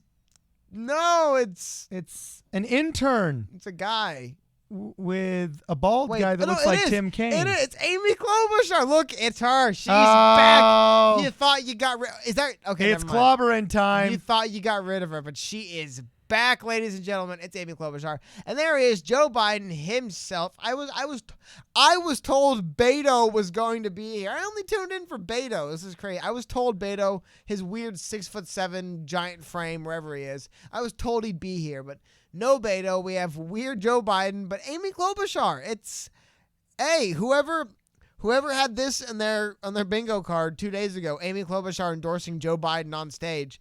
Here we go. We'll get to hear Amy Klobuchar's weird shaky voice. Well, wait, what music are they playing? Can't tell you. YouTube will take our video off the internet. So. Okay. Oh, here she is, though. It's clobbering time. Are you guys ready to hear Amy? Hey, and they lit up the stage finally. Awesome. All right. Stop the music, please. Play the audio. But it is pretty weird to me that Amy Klobuchar just drops out with zero fanfare, just like in the middle of the day for no reason. And then here she is endorsing Joe Biden on stage. Like, it was such of like she was just hanging in until she got. That sounds like Amy Klobuchar, just not dropping out till someone gave her an offer to drop out and then dropping out immediately. Yeah. Man, what's it like being married to Amy Klobuchar? She probably bosses the crap around her husband. Those Staples people? Yeah, the way she treats her interns, man. Speaking Who knows how she treats her husband? Mrs. Klobuchar. Hey! It's clobbering time. Hey! Oh, look at them all cheering her name when they used to want to burn her offices down 48 hours ago. Right. Hold on. Let's see what she say. Thank you. Unbelievable. Devlin Duck Hodges says Badran Khan is running against AOC and is pro UBI. Yes. We'll have to get him on. And how great it is to be here with my family, John and Abigail, and with Vice President Biden. And how fun it is. How wonderful it is to be standing next to him on a stage when it isn't the debate stage. Yeah, she looks relieved. She looks more comfortable here than she did anywhere else. I actually, as you all know, announced my campaign she's one step closer to VP. in the middle of a Minnesota blizzard, just so I could impress everyone in Texas. Oh, and you did clobber in time. Everyone in Dallas. She doesn't even make it 30 seconds into her Biden endorsement speech, and we already have to hear about the goddamn blizzard. Oh, my God. Yeah, it's pretty bad. We did continue through that speech because that's what we do in the heartland. We made a little in this campaign, in my campaign, go a long way. And our homegrown campaign with a tremendous staff that stuck together from the beginning and volunteers every way beat the odds. And that got me up here right now on this stage in Dallas. And the most amazing thing was getting to know so many people across the country. And I know the Vice President knows this as well. The Vietnam vet who sobbed as he talked about losing his son to mental illness. The rancher who had voted for Donald Trump, but after he saw him give a speech in front of that sacred wall with the CIA stars of those that lost their lives in the line of duty, decided he wasn't going to do it again. The immigrant mom who told me she works 2 jobs, all for her kids. And through it all, I said to them, and I believe this now standing with the Vice President, if you feel tired of the noise and the nonsense in our politics, and if you are tired of the extremes. Yeah. Okay, wow, that was crazy. That is literally about as much Amy as I can handle. I'm so bored of her speaking already. Hey, the super nationalist brought up an interesting point, and I didn't realize this, but Amy Klobuchar and Melania Trump are both Slovenian. Yeah, it's weird, isn't it? Yeah, it's kind of wild. Apparently, Amy Klobuchar's father immigrated from the White Carniola region of Slovenia, and her mother was a kindergarten teacher until she was like 70, so she's half Slovenian, bro. Wow, weird. I wonder if she speaks the language. Probably not. Dang it, because there's all kinds of really like, cool maybe, Scandinavian right? Like, and European maybe. people in. What'd you say? Maybe. By the way, I thought he was done for some reason. Bernie's still going. Check in with Bernie, see how he's doing. Yeah, let's check in with Bernie, see if he's yelling up at the billionaires yet, because he doesn't say millionaires anymore since he became one.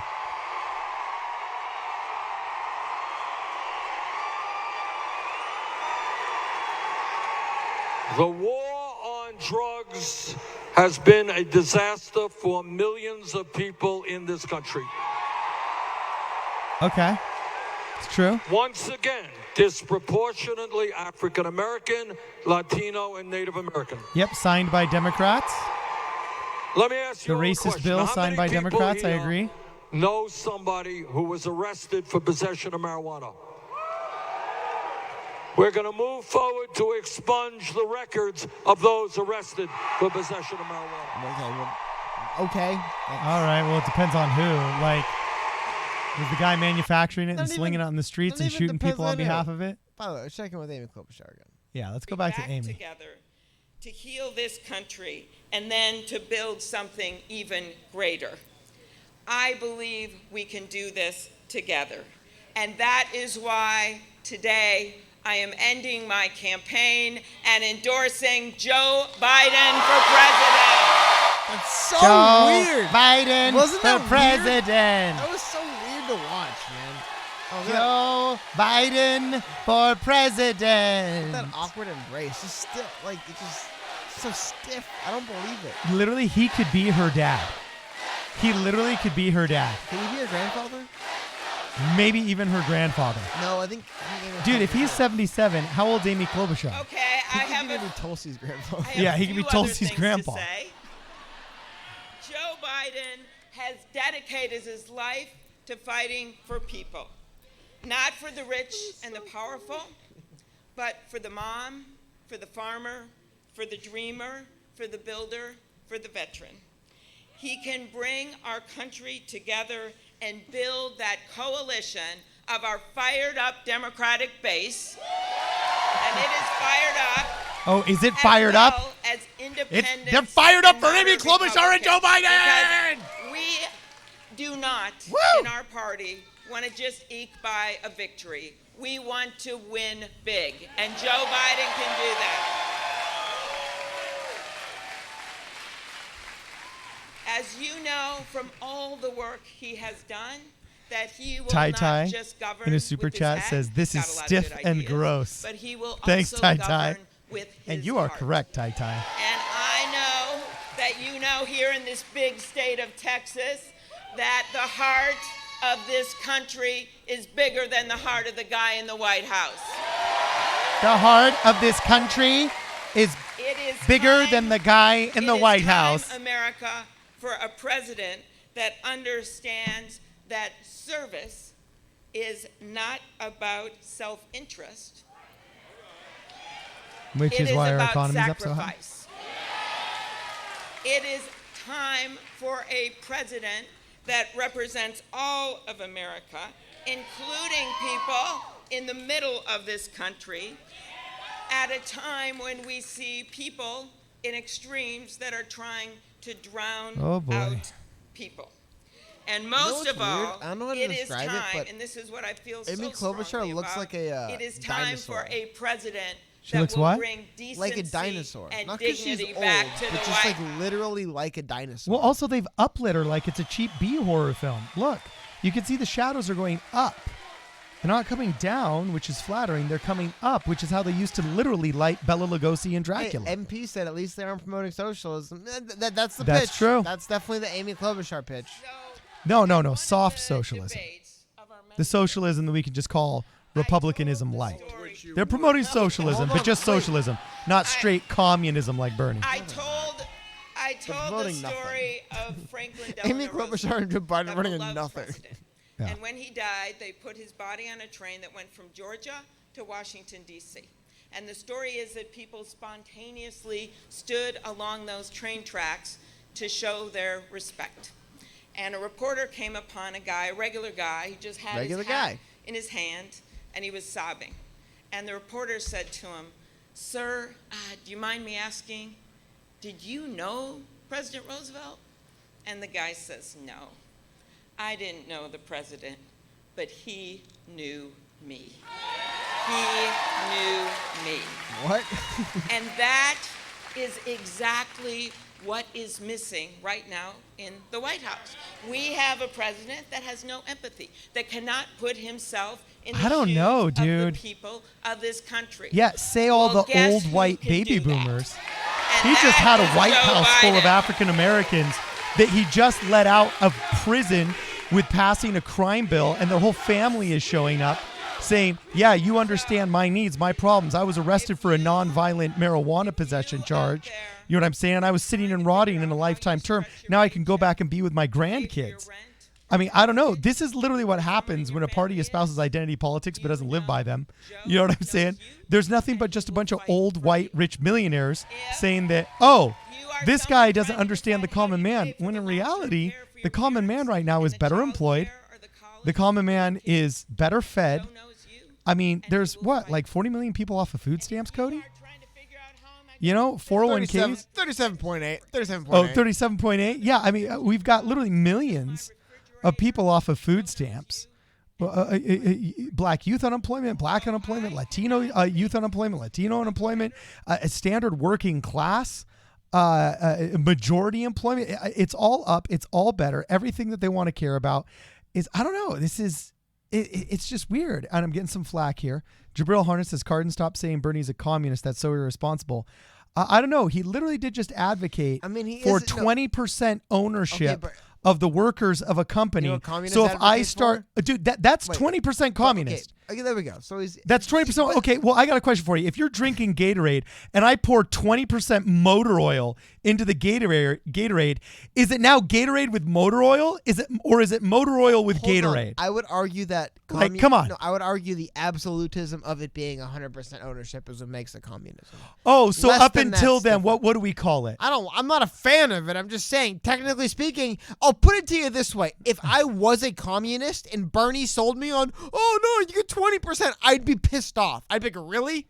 Really? As a communist, I get 20%? Are you kidding me? So that's what I mean. Like, I'm just trying to put myself in the perspective. If I was a communist, I'd be furious if I was a legit communist, and I thought Bernie was one too, when I voted for him, and I got 20% pseudo ownership. I'm like, this is crap. This isn't communism. Yeah, so from that perspective, I do agree. So Filong Hyun says, is Cardin really using Trump talking points about the economy? LOL. No, they're not talking points. They're facts. And if you want to refute my facts, please show me data that refutes my facts. But this is the data. This is the math. All economic indicators are up. And yes, it is communism if you want to mandatorily nationalize any percentage of a man's private company. It's no longer then free market capitalism and a private sector. It is now, I mean, you can have a partially communist government. Guess what? China has that. And it's literally the Chinese Communist Party, the CCP, runs China in a pseudo-capitalist communist way. But at the end of the day, if coronavirus hits and you're manufacturing baseballs and they say, no, we need you to manufacture, tents for these fake hospitals that we're going to throw up everywhere for PR reasons, then guess what? You're no longer allowed to make money making baseballs. And you got to make these fake tents, and the government's only going to pay you 50 cents on the dollar of your expenses. And if you complain, they drag you outside and they shoot you. So there. Only 50% communist. But the thing is, the Chinese aren't even communist, really. So. Yeah, I mean, I don't know. The Chinese are just kind of like a dictatorship. It's like your average dictatorship, right? Where like the government has a lot of influence and everything. It's a dictatorship, but it's not necessarily I love the idea of this communist dictatorship that's like main source of income. Not main source, but I don't think communist dictatorships manufacture cheap knockoff iPhones to sell to Americans. You know what I mean? It doesn't feel like we're communist. Anyway, let's hear what old Malarkey himself, Joe, has to say. Amy, thank you. You know, I want to make clear something. I can't tell you how much Amy's endorsement, the senator's endorsement, means to me. Really? It's good job, great Bo. to see her family, to see John and her brilliant daughter Abigail, who's with her, and from the moment Amy Klobuchar announced for president in that snowstorm, it wasn't hard to see the snowstorm is she back. had the grit and determination to do Yeah. anything she set her mind to. You know, Amy knows how to get things done. She really does. That's why Amy has never lost, and she's not losing now. You're going to hear a lot never lost. from Amy Klobuchar for a long, long time. By the way, breaking, Amy Klobuchar undefeated. That's why she's one of the most effective senators in the United States Senate. Her campaign was all about Now he's all praises. what we could get done, how to make America better every day in simple, straightforward ways. Folks, don't say make America great, just better. Amy tells about that person who Franklin Roosevelt, as a train went by, Uganda that she talked about, she believes. And that notion that, you know, I didn't know the president, but he knew me. Well, let me tell you something. It's everything that Amy's about. Nobody who's ever dealt with her doesn't think that she knows them. And you know what? Isn't that everything that's missing? Online name brings up a really good point. He says, I can't get over how Joe Biden stole Andrew's wardrobe. It's so true. Yeah. Look, he just straight up stole his wardrobe, From man. the neck down, that's the yang. That's hilarious. Compete and complete the total lack of empathy and decency in this current president. He cannot stay there. He cannot stay. We all know it. There is But no okay, what sense lack of decency? Like and what honor. lack The way of he like ridicules show us people. examples. I'm just The way he tired of these demeans ad hominem attacks the way that don't he show talks examples. about and demonizes people who are different. The fact I told you why I that he's disagreed with Bernie so Sanders because he was self-absorbed, lauding he Fidel doesn't seem to Castro's care about re-education programs anything, and literacy anything programs else that were in this basically country. propaganda camps Folks, I mean, that I stole children's knew- parents away from them if I they committed believed thought he crimes. wasn't going to be a very good Okay, so you president, but I tell have to me admit to you, what acts of indecency Donald he's committed Trump, as a president. And don't I give me didn't false have any Russiagate idea crap. just how much it was going to be always about. I don't even Donald like the Trump. guy, and I just want to hear examples. Like I just want us to And like it's having a speak with corrosive facts. impact. You know? It's having a corrosive impact on our children. Folks, The we're already backup seeing mic. I like reports it. of children in Resourceful school Biden. mimicking the behavior Seeing Joe's of the resourceful. president. A large piece in the Washington Post talked about the way in which teachers are finding kids are bullying other kids and quoting the president, using the president's language, singling out immigrants for ridicule and harassment. What in God's name did we expect? What did we think was going to happen when this behavior became so clear? When teachers try to deal with this kind of behavior, is it any surprise that the kids would say, well, that's what the president does? Apparently, the Washington Post article laid out a school and talked about them saying to the teachers, that's what the president does. You know, our children are listening. They're listening. And it's having a profound impact on our society. I've said many times He said in a this profound campaign, impact multiple times. this nation will be able to overcome 4 years of Donald Trump.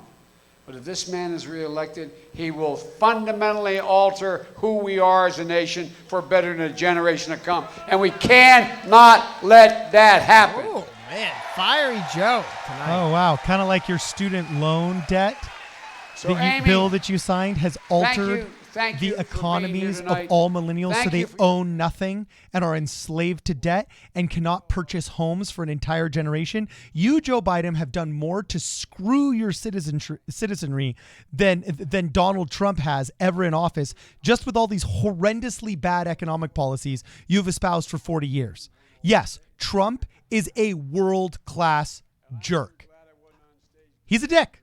Okay, fine. He's about as abrasive as the meanest football coach I've ever known in my life. Okay, but at the end of the day, he's not signing bills that screw all of my friends into $3,000, $4,000, $5,000 of crushing student loan debt just to have hopes of being able to compete in an economy that virtually requires that you have a college degree now. Okay, you can complain some more later. Okay. There's no We'll be necessity. on our way to defeating Donald Trump in a second term.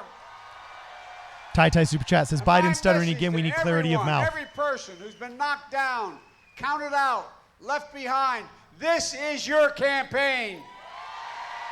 We need that's a good you. line. We I like want that. you. And there's a place in this campaign for you, so join us. Go to joebiden.com, sign up, volunteer, contribute if you can. We need you, and we are going to do this. Look, the decisions the Democratic Party will make all across this country tomorrow, and Democratic voters in the next few weeks are going to determine what this party stands for, what we believe, and what we will be able to get done. If Democrats want to nominate to beat Donald Trump, keep Nancy Pelosi Speaker of the House, making sure we take back the United States Senate and the Texas State Legislature, then join us. If Democrats want to name a nominee who will build on Obamacare, not scrap it, take on the NRA and the gun manufacturers, protect our children, well, stand up for the middle class, not raise their taxes and make promises that can't be kept, then join us. And if Democrats want a nominee who's a Democrat, well, that's a shots lifelong fired. Democrat, a proud Democrat, an Obama-Biden Democrat, then join us. He's calling the Messiah. We can either win big or lose big. Ushering in the That's powers a of choice. Democrat heaven, we need to build a soliciting the coalition help on a of legacy of one of the most successful of the presidents Dem of our demigod lifetime, himself. Barack Obama. Right there, Barack Obama. And we'll do this by bringing the country together. That's what has united Amy and me all along. The idea we have to unite this country. Remember how we were both made fun of by our opposition, saying we're going to unite the country, say it can't be done. We refuse to accept the notion that there'll be a constant war, that Republicans are our enemies, they're our opposition. Look, folks, this time we got to bring around everybody, every race, ethnicity, gender, disabilities, or economic situation. Democrats, Republicans, independents of every stripe. And that's why I'm so excited about Amy's endorsement of our campaign. She shares that view. And Mayor Pete, who's endorsed our campaign earlier. Yeah. I want to thank him as well. Joe's policy is he was Obama's VP. 1,500 endorsements, including 36 congressmen, mayors, elected officials are joining the campaign in just the last 2 days. Look, most Americans don't want the promise of a revolution. They want results. They want a revival of decency. They honor, don't want and the character. promise of a revolution. They want to give results. all Americans Ooh. access to real opportunity. I got to button my top To button have because Biden's affordable, talking. available health care for all Americans, an environment that's clean air and clean water, an education system that funds our schools, pays our teachers a decent wage, makes community college free, and deals with the overwhelming burden of student debt. Folks, we can do this Who and signed pay the student for debt it. law? The nation where we stand up and beat the NRA and reform the criminal justice system and mobilize the world against climate change, the whole world. Ooh, is that a A shot of nation China? where The we live whole our world? values, embrace immigrants and refugees, asylum seekers, not slam the door in the face of those fleeing persecution, violence, and oppression. That's what's made America. Folks, 24 out of every 100 students in school is Latino. It's in our overwhelming interest. They'll make us better if we invest. Look, folks, a nation that provides a path to citizenship for 11 million who are enriching our communities every single day.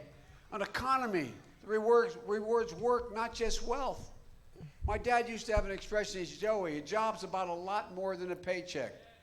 It's about decency, it's about respect, it's about being able to look yourself in the mirror and know what's going on. It's about being able to look your children. I swear to God, this is what he would say. It's about being able to look your child in the eye and say, honey, everything's Why going is to be Biden okay. looking the wrong way again? Yeah. American people aren't asking for I don't anything know. other than a I feel like chance. he wants- An whoa. even chance.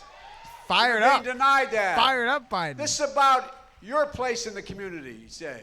It's about all our families, all our communities. Okay. Look, I'm having a feeling Amy though and I look at Biden's everything from he's the got a prism- few minutes left until all of a sudden, uh-oh. there goes Trump. Anyway, prism of how it affects you, your family, your community. All our communities. Biden did always drank, man. If That's why Biden's I'm a on Democrat. stage, he had something to drink. That's why I got involved. Well, in the also, first I give place. credit to the Biden camp This for doing a election much better isn't a job of battle choosing much for more the soul of enthusiastic the people behind him. Democratic Party. Like, look at that lady that's smiling with all the Biden bling, and they got that black lady with the big hat that just looks like she's like grinning ear to ear, and then you've got everybody kind of like bobbing their heads and looking at him, and not too many people are distracted looking the other way. It's a much tighter shot. I think this is good. I think this is good. A president who will heal the country. The country has to be healed. We've got to beat Donald Trump and the Republican Party, but we can't become like them. We can't become like them. Is that his message? We've got to heal the divisions. Heal the Repair our I'm going to democracy. spend 30 minutes. That's the game plan. The game Only plan. Democrats Bernie's and divisive. I'm independents not. and That's his plan. Republican Okay. voters It's weird, know we but have whatever. to heal this Well, no, country. he doesn't want to actually And once again, heal fight with for the Republicans. He's saying proposition, within the as corny as it Democrat Party we sounds, need to heal. He wants to that win. we But they hold still get the these wall. truths to be self-evident. That all men and women are created equal, Biden got elected. He didn't. endowed by their Creator with certain inalienable rights. Cow, man. He's fired up for Folks. some reason. Dude, Woo! he's quoting God. That's The the Democrat Party uniqueness doesn't of want you to quote America. God anymore. We're based on an idea. We've never fully lived up to it, but we've never before No walked away offense, from but it like this. imagine voting for Joe Biden. Just watching him. It's like, dude, this guy's so weird, man. I believe with every fiber in my being, what we've done in every generation is further open the aperture for conclusion, making sure that his people have a mic's cutting shot. out again, dude. Look, He accidentally I turned want it to off, I think. recognize three people Can't use who a have microphone. dedicated their careers to fighting for more perfect union. I think it's happening. I think Colin we're getting Howard. crazy Biden. He flipped this district, helped take back the House in 2016. Okay, not yet. I know. Imagine He Okay. did what I only Yang was dreamed still of running doing, playing in the NFL. What a hell of an athlete. What a great, great congressman. And we need to make sure that he holds that seat in November. Dude, Joe And Mark Biden's a good-looking Beasley. guy, man. God love him. You got to look up pictures of him when he was work. young, dude. He was a freaking heartthrob, Help, dude. to help lead the fight against the erosion of I know, Voting but dude, Rights Act. my wife's reading this Against the article the other erosion day of and saw voting in a this picture of him nation. young. He was a Half the smash country- bang half looking the dude, nation. man. Joe Biden is older than the atomic bomb. I know, but look. Just keep that in mind. Joe Biden is older than the atomic bomb, man. But he's a heartthrob. Look, I'm sending you a picture right now. I'm honored to share Dude, this he was a stage. hunk. The Atlantic did an She's a article on woman him. He who's was out like to a get hunk, things dude. done for the people of Dallas. In the She leaves 50s or the nobody 60s, whenever behind. this is. Look, the days of Donald Trump's divisiveness will soon be over. I guarantee you, we can build a more perfect union. Because the American people have now seen the alternative. Folks, there's two ways people get inspired. They get inspired by great leaders like Lincoln and Roosevelt and Kennedy and Obama. Well, thank you, but they also get inspired by very bad leaders. No, I really mean it. I really mean it. This president has sort of ripped the Band-Aid off, exposed just how venal he's become, and how he has literally, literally strangled How the life venal out of he's the Republican become? Party. Is that like veneous? So, folks, Did he mean banal? this is bigger Venal's a than whether word. Democrat Wow, wins. showing or motivated by This is susceptibility about to restoring bribery. the character of America. I Not give a him joke. credit. Sleepy Joe had a word that Because I we've didn't been know. damaged Soros all Joe over the tonight, world. I guess. We've been Look, damaged banality is badly. vice associated with the His imbribable, embrace cruel, of selfish, thugs or and selling one's own dictators. services or power. His way he treats Especially our when people are military and intended talks to act about in a them. decent way The way instead. he demeans people. Hey, if that guy Ladies ran, and he'd probably gentlemen win. at home, he's never done anything Yeah, dude. other than seek Joe division. Biden, dude. He So, was a folks, looker, man. It's time to get back up. Oh, Biden's We're decent, we're brave, we're resilient people. angry! Believe again. We're He's not better gonna than take this it moment. anymore! We are better than this president. And so get up. Let's take back this country. We're the United States of America. And there's not a single thing we cannot do if we do it together. God bless you all, and may God protect our troops. The troops, man. Oh, catharsis. Utter catharsis. Folks, thank you. I got to wait one more minute, folks. There's one more person I want to thank. A man who electrified this state and nation. Oh, it's Beto! One of the most incredible runs in the United Beto. States He's gonna Senate call we him have out. ever He's gonna call seen Beto out. here in this state. gonna A call man him who out. demonstrated enormous compassion and courage in the wake of the shooting in El Paso. It's A Beto. man with unlimited future. A man who will be changing this nation for the better for many years The man to with come. unlimited future who Ladies never and won an gentlemen, election. Beto O'Rourke. He never won an election, yet he's of a limited future. And his wife, Amy. Hold on. Just let him come out. Where is he? Where's that? There he is. There's that big weirdo. Hey. Come on, Beto and Amy. Welcome back. Hey, look at the trust fund, Amy, baby. watch your step here. Look at the rich trust fund, baby. Welcome back, Beto. Look at the rich trust God fund, the love you. private school Thank you. kid. Thank you. Look thank at you, him thank you. associating with all the poor people and the minorities that he never had to associate with before. Hold on. He shaves. He's back. Beto's back, baby. You thought he was gone, but he's back. Mic's off, but he's back. Mic's still off, but he's back. Pat the mic. Pat the mic. That's what you Dallas. said. Okay, there we go. He's back. Tarrant County. Denton. Collin. Anybody from the Rio Grande Valley? Far West Texas and El Paso? Lubbock, Amarillo, and the Panhandle? All Longview, right. Texarkana, and East Texas? He's bombing. On behalf of every one of the 254 counties of this great state, we welcome Dr. Jill Biden and Vice President Joe Biden, el próximo presidente de los Estados Unidos, aquí con nosotros momento. He practiced. He practiced. He did one sentence right. Oh, mira, él está hablando Ladies and oración tras gentlemen. oración. Muy bien. Oh, estoy tan animado para escuchar a este loco Tomorrow, hablando las payasadas con un acento March tan 3rd, norteamericano. ¡Gol! Beto O'Rourke. I will be casting my ballot Oh. for Joe Biden. Oh, good job, Beto. Good job, trust fund baby. With your tycoon father, And let me tell you still why. pays for all your trips to boarding school. We need somebody Who's gonna outlaw all the guns? who can beat Donald Trump. Because Donald Trump's mean. Think about it. Beto's been gone. The for man months. in the When was White last House time you today saw Beto, right? poses Yeah. an existential He does reverse threat to man this spreading. He country, crosses his legs to so our tight. I wonder if democracy, he's got to cojones free and fair elections. when he sits down. And we need somebody who can beat him. And in Joe Biden, we have that man. We have someone who, in fact, is the antithesis of Donald Trump. Joe Biden is decent. He's kind. He's caring. He's empathetic. Okay, we get I don't it. know if you saw this last Those week. are all like The Vice adjectives, like President similes. was at a town hall in South Carolina. And Dr. Reverend Anthony Thompson came up to the microphone and talked about losing his wife at Mother Emanuel AME in South Carolina in 2015. And Joe Biden listened to him, in fact, with his eyes closed so that he could concentrate on every single word that man said. Weird, eyes closed. And then he spoke back to him and to all of us in Spanish from his heart.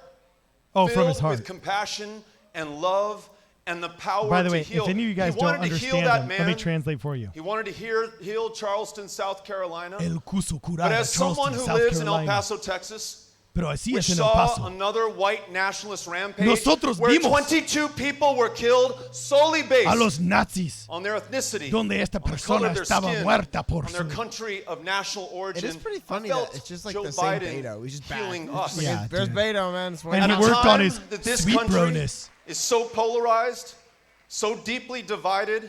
Because, we need somebody who if can bring Pete us comes out together next, and heal that's us. what- it's We need kinda somebody what who we're can watching, if he reestablish pulls the Pete out. moral authority of the United States. We need somebody who will fight for democracy here and abroad, because democracy is under attack here and abroad. We need Joe Biden. Well, because we don't have a democracy, we need have Joe a Biden, representative really? republic. We need Joe Biden. Nathan Butcher And Mr. says, Vice looks President, at Beto. New phone, who dis? I have Question mark. traveled to each one of the 254 counties of Texas. I know this state. And I've got to tell you, He The looks fact like a that you guy take that's the about to time propose to listen Joe Biden us, for prom. to be Like here, literally, does this to not look understand like our one of those concerns shows, as well like a as gay our dating show where a aspirations dude's about to means propose the to another world to dude, us. This is and a he's state excited? One second. that is dead last in the United States when it comes to the number of insured, which means that we have people dying of diabetes. The largest mental health care facility in the state is the county jail system in the state.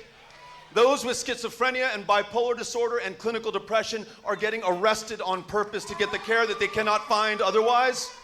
We know that you are going to lead us to make sure that there is Beto is, health like, care bouncing for around each like- and every single one of us, like a every rapper. child, every man, and every woman. He's pumped.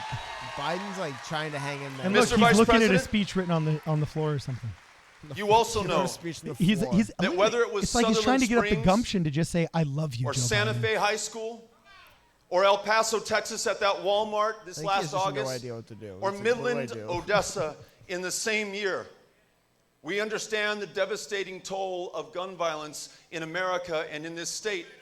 And we need someone who's going to make sure that whether it is a mass shooting in a Walmart or in our school, or the shootings that far too often take those in our communities of color one or two at a time, who Dude, don't look even at that make the little headlines girl. or the front She's page so or the bored, news. and now We she's don't just even know dancing their with her names. sweater. You're going to stand up for That's each and every one of awesome. us and end gun violence in America with universal background checks, extreme risk Zanzi brought protection that up. That's orders, hilarious. and an end to the selling of weapons of war in our communities. Keep that stuff on the battlefield. Don't bring it into our homes. It is kind of where the Biden's just standing there. But don't looking let at the him. soldiers that came home from the battlefield be able to purchase Mr. them Vice because they're under the President, age of 21. But just like it's weird. He's like This standing there staring at him. You energy-rich know, it's state just like that has fueled the growth of America also wants to be the state that, with your leadership, leads the charge to confront climate change before it is too late.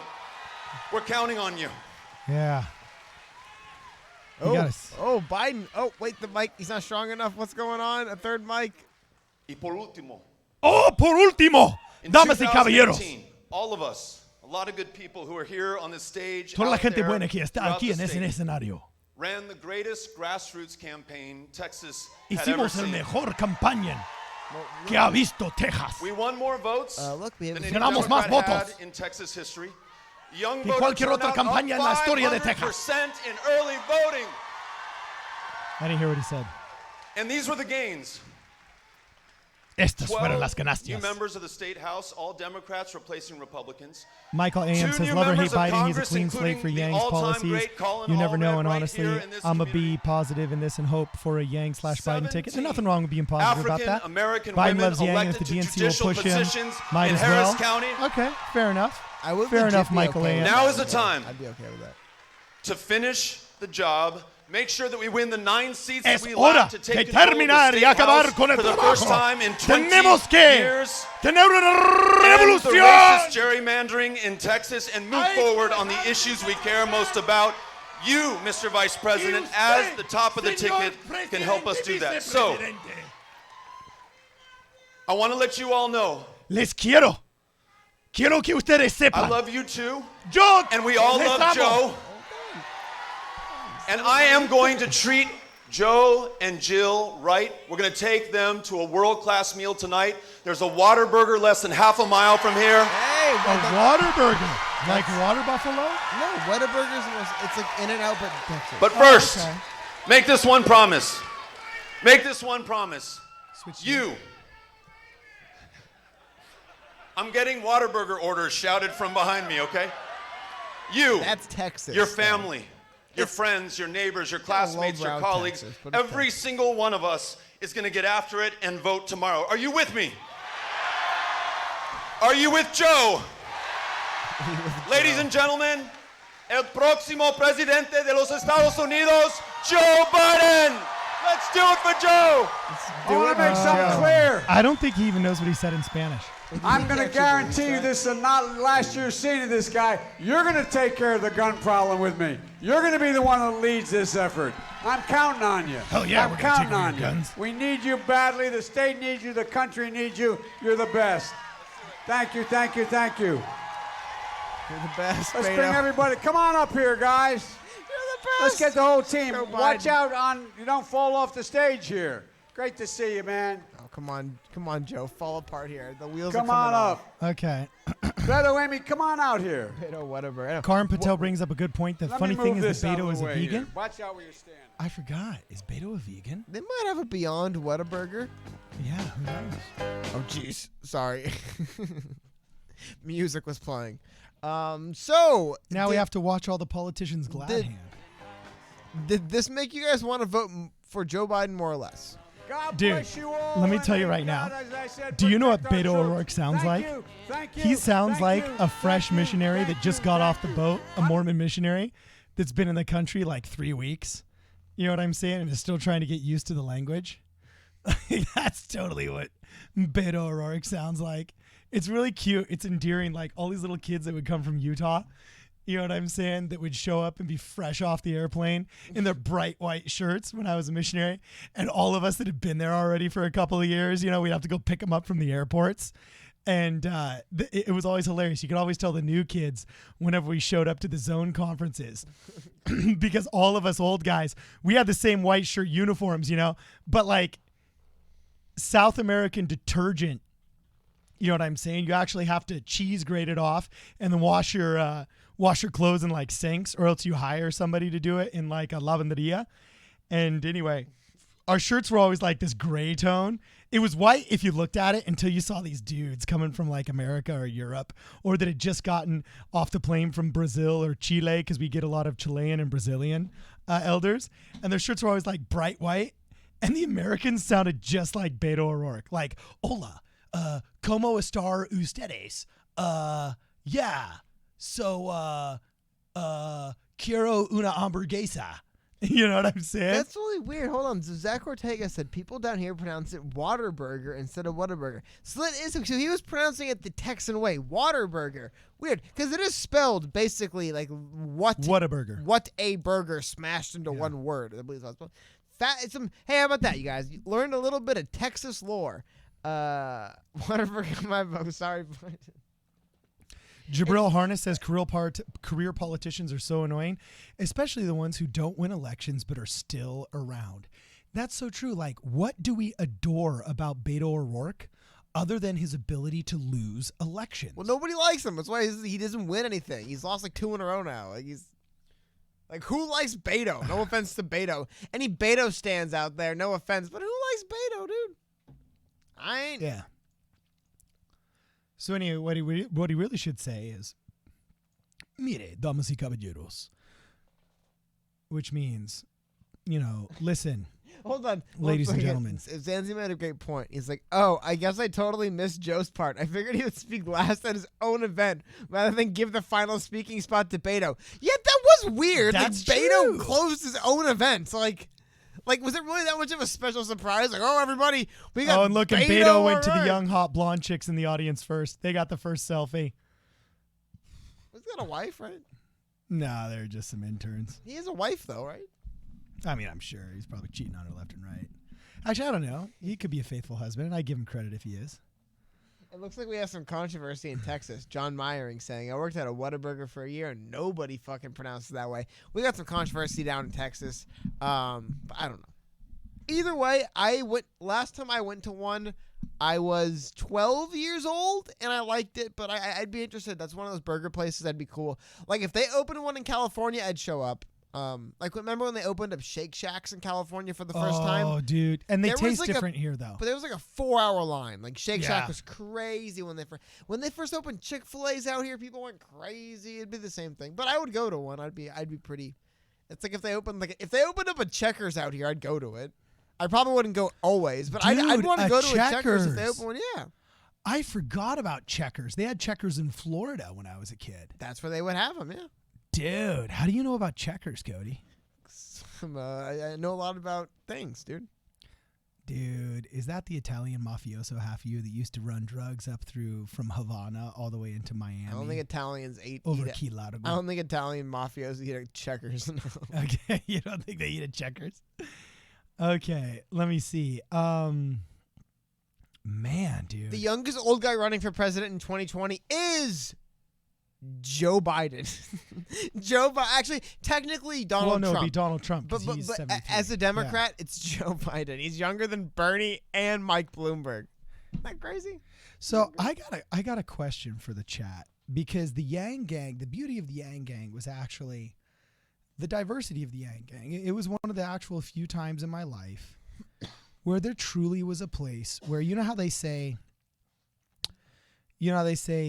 stupid people talk about other people, intelligent people talk about events, but geniuses speak of ideas, right? I like the Yang Gang because generally we're speaking of ideas, the freedom dividend, democracy dollars, nuclear energy, bad Medicare for all wannabe ideas, or whatever. But at the end of the day, we're just talking about ideas. And it was so cool because you'd have like Trumpers there, but then you'd also have like ex-Bernie bros, and then you'd have like establishment people that are saying, no, this is a better way forward. It was a very diverse group. But now that Yang's gone, I'm really interested. We did that poll, and 53% of the Yang Gang just said, I'm dipping out of politics. Yang made it cool, and I'm dipping out now. And then there was 16% that were voting for Trump, and there was 23% that said they were voting for Bernie. So it was almost an even split between the Bernie and the Trump people, with obviously more going towards Bernie. I'm just really curious now. I'm seeing these like never Bernie hashtags are saying, oh, you're just a never Bernie person. Do you feel like there is that never hashtag is put in front of everything now? There's two things. I don't know if it's really that thing. One, there is a legit quote unquote never Bernie movement, but it's Joe Biden getting all of his opponents to drop out and endorse him. That's the never Bernie movement. There's a lot of people like for me, for example, I'm not like, I wouldn't protest if Bernie won. I just wouldn't vote for like I don't know if like not voting for someone's like a never movement against them. It's like, if he wins, whatever. I'm not that upset. I just wouldn't vote for him myself. The never Bernie movement though is Joe Biden forcing everybody out and then making them appear. Dude, Amy Klobuchar dropped out like 6 hours ago. Like, she technically formally announced her dropping out on Joe Biden's rally stage. Like, that is what the never Bernie movement is. But like I said, I think like if he wins, whatever. I'm not a fan. I don't think it'd work, whatever. But there is the legit movement within, though, of like, we are going to do whatever it takes to stop him. And I think that's what we saw. That's why I wanted to watch the rally tonight. That's what it was.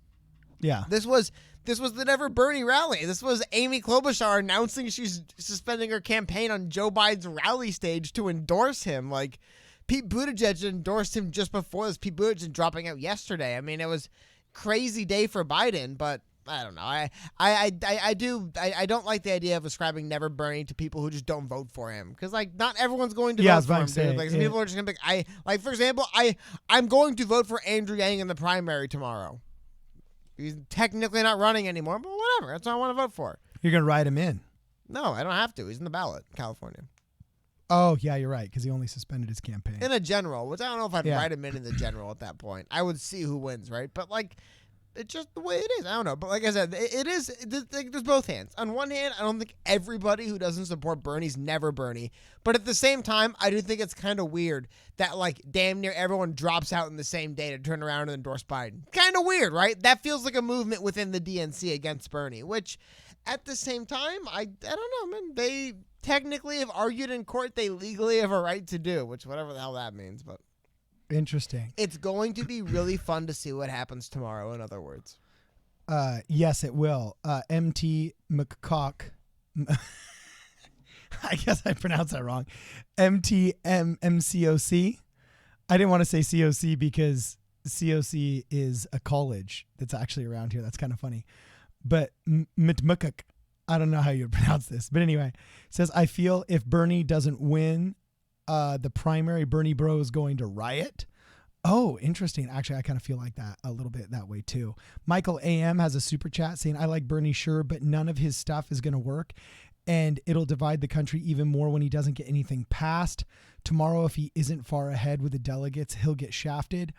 Gosh, man, part of me is really rooting for Bernie. A second vote in the super delegates, he'll lose. It's just the way they've designed the system. I mean, hold on.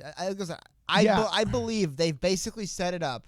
So they've told Bernie, if you win big, you get to keep it. If you don't win big, we're stealing it from you. And that's basically where he's in. Yeah. And so, I mean, there's part of me that really loves the Bernie Sanders campaign because he's changing how it is done on the side of the DNC. He's proven that lots of little donations can make you into a challenging contender. And he's an authentic character who's been spouting, I think it's nonsense, but he's been spouting the same message for nearly 40 or 50 years. I don't like how he bends the knee to establishment, especially an establishment that doesn't serve him very well. And they wrecked him. They don't like him. They hate him. Yeah, but overall, that aspect of the Bernie Sanders candidacy, the screw you, the power back to the people, I love that. I love that, and I want the populist angle of it? I want to fully support exactly the populist angle of it. Okay, but and that's why I'm actually rooting for Bernie Sanders to win in many regards his primary, because I feel he earned it. You know what's scary? I just don't want to see him get shafted. Yeah, this time tomorrow, Mike Bloomberg could be the front runner. He won't. I'm just saying, technically speaking, right? He won't be, but technically. He could be Michael Bloomberg could be the front runner for the president by this time tomorrow. Like, that is how crazy tomorrow could be in the election. He won't be. I think Bernie will win California and remain the front runner. I'm just saying, like, that's where we're at. Yeah. Anthony Gambone says you're either for a better life or not. Bernie would help many people. I very much disagree. I think the sound Bernie, hold on, Bernie would help many people. Just the argument is, would he be able? Well, the people who don't not poor people, not middle class people, definitely not wealthy people. Here's the thing: like, there is people obviously who would get health care who didn't have it before, or would have debt erased. Like, that would exist. Would it be a net positive? Is the question. A. B, what good is your health care if you show up and it's in a library that's been nationalized by the government? Beyond that, I just think the larger question is: one, can he actually get it all passed? And two, does it all end up being a net positive for everyone? He keeps saying your costs will go down. I don't know if he means the costs will go down for literally every person, which it doesn't have to. However, I don't know if it'll be enough. Like, I just think there's enough holes in there where I'm like, well, hold on a minute. It looks like he's going to have to ask for more money. It looks like there's certain things that might not get passed. As far as I know, the Supreme Court could just rule it's unconstitutional to abolish private health insurance. Like, there's a lot of big issues he has. Like, it's not like no president gets elected and just, hey, remember when Mexico was going to build the wall for Trump? When did that happen, right? Like, it's not how this stuff works. You say things on the campaign trail, but you get elected and you have to deal with. It's one of the reasons why there's Democrats that just moan and complain all day, every day about fears that people won't win down ticket with Bernie, because they know if Bernie wins, but he doesn't have a strong, but even take that back. Remember, Trump had a strong majority in the House and the Senate. Well, what'll he get, right? Like, it's just not how it works, unfortunately. You don't get to just, I'm president, I'm pushing my stuff through now. And if it doesn't happen, I feel like here's the downside is, while Trump's wall was a wall, what happens when Bernie Sanders is promising someone like life-saving health care and it gets held up by the Senate? Yeah. Like, what happens then? What happens when the Supreme Court rules he can't do it? Like, that's what I mean. Like, it just, I don't know. And maybe I'm wrong. Maybe he could get it through. But, dude, it's tough. Like, normally 6 out of 10 promises a president delivers on, that's pretty good. But even that's, like, high. Like, 6 out of 10 is really good. Like, for the most part, a majority of what he promises, he won't be able to deliver, because that's just the reality of it. Like, everything has to get through a lot of different branches. And, I mean, you know what? How about this? You know who wanted to end the wars in the Middle East? Barack Obama, twice. You know who wanted to end the wars in the Middle East? Donald Trump. That's 3 elections. Somebody ran on ending the endless war and didn't. You know? Bernie could be different. I'm not saying he couldn't. I'm just saying it's not like this is something no one's ever seen before in the sense. Like, there's been people proposing radical things, but they're tough to get done. You'd have to sweep the House, sweep the Senate, and then somehow win back the courts. Like, don't overlook the fact that Trump's been stacking all the courts for years now. You think that means nothing? You think he just did that for the hell of it? Just, maybe it'll come in handy one day. Who knows? Like, that's the whole point of it. That's the kind of the legacy of Trump no one's really talking about. It's going to be the judges he appointed that are there for years, man, after he's out of office. It's one of the reasons why it's tough. It's one of the reasons why a lot of people definitely want to propose radical things. Some people want radical change, but realistically, it's tough to do, man. There's a lot of pushback on a lot of levels. Even if you win the election, like, there's a lot of stuff that can come up. I don't know. It's call me crazy, but if it was that easy, I feel like someone would have done it. You know what I'm saying? Like, I feel like if it was that easy, someone would have done this already. Yeah. So Master Susie brings up a good point. He says defeating the corrupt DNC is more important than beating Trump.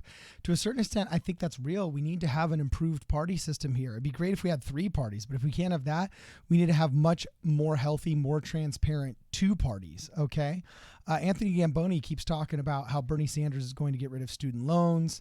And it's interesting. He says, I was lied to and told to take loans out to go to college. I have student debt. And well, yeah, that's true, Anthony. But what people forget is Bernie Sanders can't unilaterally get rid of your student loans. And Cody and I had a lot of problem in 2016 when you'd see people that were investing in Bernie Sanders because they thought that their student loans were going to go away. That takes an act of Congress, specifically the Senate. And that's why when he was in the Senate, Joe Biden voting for the inability to declare bankruptcy on student loans was so destructive because it permanently entrapped an entire generation in debt to the U.S. government. It's a pretty big promise to say, I will simultaneously get rid of past debt while removing tuition. It's like, but where does the money come from? Like, there's some stuff like that where I feel like the reality of a Bernie presidency to be compromises there. One of those 2 things isn't happening, maybe both, but well, yeah, and I want to save you from this because honestly, the Yang gang fell into this a little bit with Andrew Yang, thinking that he was going to be able to pass UBI, not realizing that no, that would take an act of Congress. Both the House of Representatives and the Senate would have to agree on this. Now, fortunately, being a Republican idea from the 60s and 70s, it might be easier to get moderate Republicans to vote for a Democratic president's idea. And I thought it had a better chance of passing than pretty much anything else. But here's what you have to realize, Anthony. 2 things. First off, if you really think the same politicians in government that told you college was the way to go and a lifetime of student loan debt was the way to go to improve your life, what makes you think that they're not lying to you again when they say, oh, you need to vote for this nationalization of student loan debt policy of mine so it'll improve your life? They're lying to you when they say they're going to improve your life by nationalizing something. And if they lied to you before, what makes you think that they're not going to lie to you again? It's just like women say, when you cheat on me the first time, shame on you. The second time, shame on me. We really have to grow up and be adults about this. What did George W. Bush say? Strategery? No, he said you fooled me once. I don't know. Shame on you, fool me twice. Shame on me. Point is, you can't fool me twice. Oh, the point is you can't fool me twice. You know what? Say what you want about George W. Bush. Yeah. Yes, so what if he's a war criminal? So what if maybe only him and Barack Obama have killed as many American citizens if they had together? There is a charm to him. So yeah. It's one thing to have charm in the White House. There was a uniquely American charm. I can see why Europeans might have marveled at him as like maybe Trump could be one of them. But I do feel like non-Americans view the American president as like this wild cowboy. And they like when he lives up to that stereotype. And I think George W. Bush definitely did. Like I said, he was a war criminal. He did do that weird thing where he insisted on doing sonar tests that killed whales for some reason. Like he just insisted on it. Like he was like losing court rulings. They're like, you got to stop the sonar tests. It's killing the whales. And he was like, no, I will not stop the tests. I don't really get it. Don't love all of it. A lot of stuff I didn't like. But, you know, when he dodged the shoe, some of the blunders. People say Joe Biden has endearing gaffes. I think W had endearing gaffes. Yeah. Biden's gaffes are kind of like, they're like sad, you know? They're like when your grandparents make, like, oh no. Like, that stuff will just go away. You know what I mean? It's not like Joe Biden's going to get better one day. We'll just stop. Oh, he's back. What do you know? Joe Biden's, now that he's president, he's not doing this stuff anymore. I don't know. Anyway, we got another super chat. Hit it, bro. Someone's, Luis N.A., $5 super chat said, my issue with Bernie's ideas is the implementation and execution. I feel he thought of, I don't feel like he thought of everything. Well, even if like he has like, dude, it's just like the reality of getting it all passed in one go without compromise just feels. Even AOC admitted it's not going to happen. You're not going to get all of it through without compromise. It doesn't make any sense. It's one of the reasons why what you're talking about, one of the things about UBI I thought was, like, you could maybe, like Obama was able to. It might be a compromise version of UBI, but if you say there is a single thing, and I'm going to put all my eggs in the basket of this single thing, I'm going to push it through, that's more likely. But, like, Bernie's got some big stuff out there, man. Like I said, just the concept of simultaneously alleviating student debt while removing future tuition, it's like, man, dude, that's a lot of money. A lot of it's like tough. Like it's instead of starting small, and I get Bernie, and this is a bit morbid, but it's just the reality. He doesn't get to run again. Like, he's 78 years old. He's not going to run again at 82. You know what I mean? Because if he gets elected at 82, that means the end of his second term, he could potentially be 90. I don't know what his birthday is, but you know what? Like, wow, this is kind of it for him. It's one of the problems with having an electorate that old. It's one of the an electorate, but it's one of the problems in the field that old. It's one of the problems when Joe Biden says, "I'm the youngest Democratic male running for president." Absolutely insane, dude. Yeah. We literally joke about Joe Biden potentially being senile. He's the youngest male running for president as a Democrat. It's crazy. I mean, at least Bloomberg is. I mean, it's the problem when the entire field. Like, it was hilarious. What was it? There was no. Oh my God, what generation? There was an entire generation that's not represented because, like, we're still dealing with boomers that have been running for president for 40 years now. It's not these. What was the generation? Is it Gen X? Yeah, Gen X. When Cory Booker dropped out, he was the last. Or no, Andrew Yang was the last Gen X candidate. Okay. Isn't that crazy to think about, though? The whole generation. There was 2 millennials running, and there wasn't one Gen Xer running when Booker dropped. Yeah, it's true. It's weird. It's like, what happened to a whole generation? Now, no offense, I know you're an elder millennial, not Gen Xer. I'm an elder A millennial. little bit of flame going to the Gen Xers. What the hell y'all doing? None of them running for president. Like Cory Booker and one of the, like, really? It's not necessarily like they're not allowed to. I get Cory Booker tried to, but like we really got to have everybody in their 80s running for late 70s. Anyway, David Valdez, $10 super chat. I want Cardin speaking Spanish. I need a laugh. Cardin endorsed Bloomberg in Spanish. We got to endorse Michael Bloomberg. Okay, you want Cardin speaking Spanish. You need a laugh. Cardin endorsed Bloomberg in Spanish. Okay.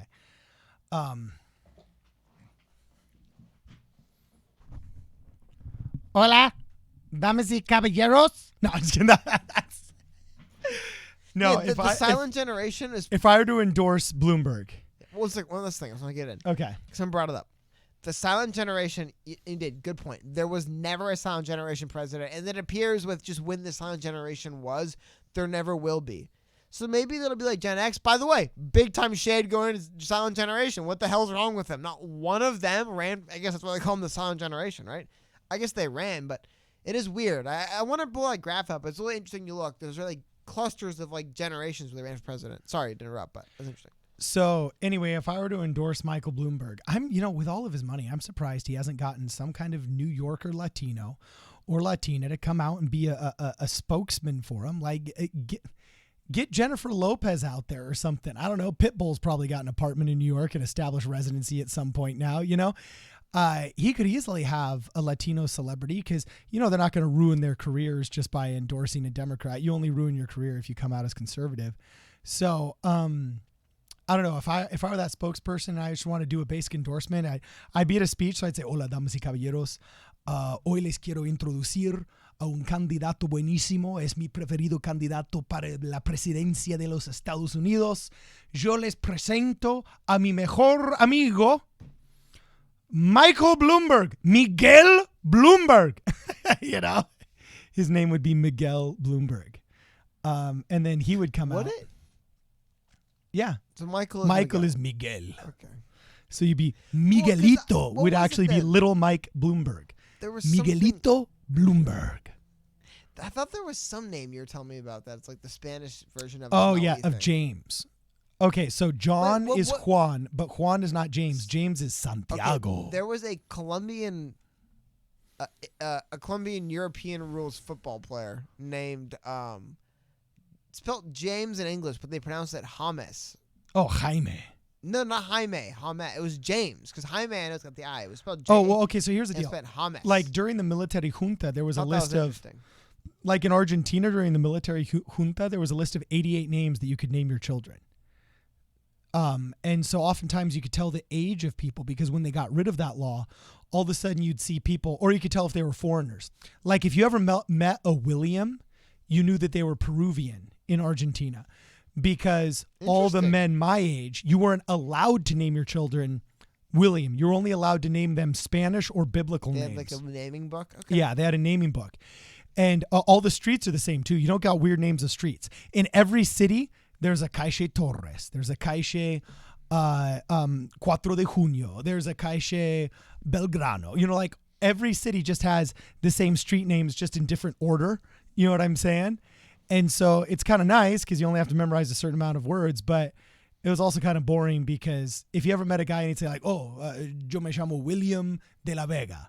And you'd be like, oh, this guy's Peruvian because he's named William. Back when he was born in Argentina, you weren't even allowed to name him William. You had to name him Guillermo. The French did that for a while too. There was a French naming book. You could only name your kids certain names. Really? I heard. I don't know if this is conjecture or not, but I heard when they alleviated that, there was a bunch of I think Catherine. There's a bunch of names that were like English names. Yeah. That became very popular because they were just names. French had a council for a very long period of time that like their whole point was to like it was like a council to like preserve the French language or some nonsense. I don't know. Yeah. Well, no, it's Interesting true. The country, French are very Interesting defensive of their language. And like when you speak with your average Mexican immigrant here, right, that just came from a middle class or maybe even a poorer community, especially in the border towns where there's heavy Spanglish, a mixture between English and Spanish, and multi-generational families that have been on both sides of the borders, it's not uncommon to hear like a Mexican say, mira esa troca con nice rims, which literally means like, oh, look at that truck with nice rims. Instead of saying, mira esa camioneta con buenas llantas. Instead of saying that, you know what I'm saying? They just like a combination. Yeah, they just do this combination. Yeah. French don't allow that. The French don't allow you to say troca with nice rims. They don't allow you to do that at all. They invent their own word and then force you to speak that word. It's changed a bit now, right? No, they're still very defensive of their language. It was. I've known for a while. Like, dude, naming books. Like you said, they had it in naming books. It seems. As an American, I gotta admit, it seems crazy to me. Imagine, because in America, you can name your kid. What are some of those like actors name their kids like pilot, inspector? You can name your kid anything in America. It's so crazy. Oh, like, my mom taught special ed in LA Unified, and the names that people got there were crazy. Yeah. One was America's Superwoman. That's what. No, but her dude, first name was America with a hyphen S, and her middle name was Superwoman. And it's like, oh my gosh, you just named your child that. Dude, you should see what actors name. Like, I'm not ragging on actors, but there was definitely this big fad in the late '90s, early 2000s for actors to give their kids just weird names. I don't know why. I'm trying to think of some other ones, but I'm just thinking about it. I mean, imagine the government saying, "Sorry, you can't name your kid that." Yeah, that's weird. Isn't that kind of weird to think about? Well, no, it's not weird. I'm sure Bernie would love it. Really? I don't think so. Yeah. I don't think naming books are high in Bernie's You're only priorities. allowed to name your children in perpetuity after the great leaders of the proletariat movement, namely Vladimir. Okay, that would be super unpopular in America. And Joseph. It'd be super unpopular. And Fidel. I don't think anyone would try to implement naming books in America. In order to make, I think it'd be really unpopular. In order to make our literacy program more effective for the poor people and the minorities in this country, we will only allow certain words to be spoken. And those words and those names will be in our approved book. Oh my God, please. And if you speak these other words, spare me. You will be put against the wall. Oh my God. That's what he'll use Trump's wall for. It'll be the new wall. That's right? funny. Okay, that's funny. But other than you like that one? I like that. That's funny. You like that one? The long rambling Bernie. Anyway, we're going to wrap it up here. We're actually already 15 minutes over. If you have any last super chats you want to get out of your system, any last final questions, make sure you get out of the question right now. Hey, someone said Germany does so. Germany has some restrictions on names.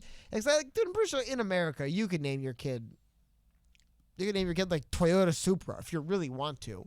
Yeah. Even though, do you think Toyota should be allowed to sue you? Be like, hey, what the hell? You can't just name your kid after our product. Oh, dude. What happens if Toyota Supra murders 13 people? You know what I mean? Like, that doesn't look good for Toyota. They're going to be unhappy. Can they sue you and say you have no right to name yourself? That's actually, by the way, it's called name justice, according to Nathan Butcher. Name justice. Name justice.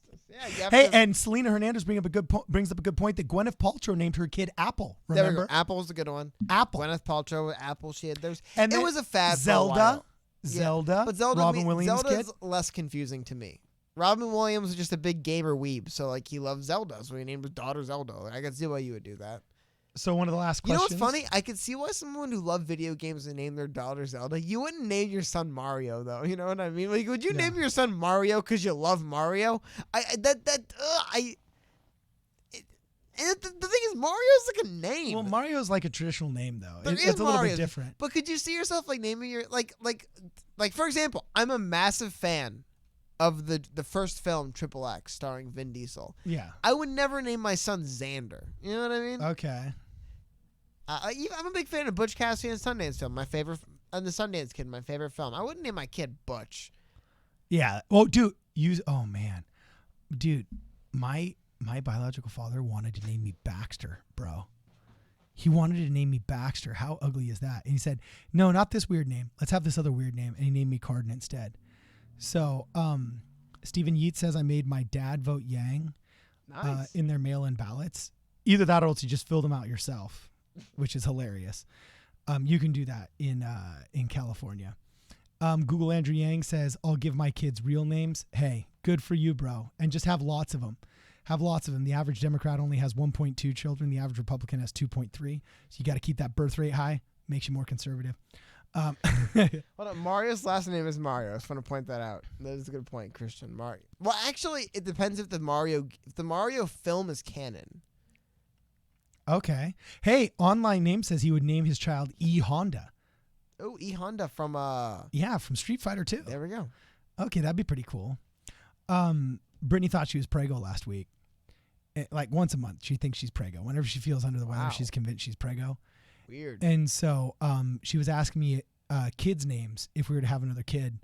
And of course, I wanted like Danger. I always thought that would be cool.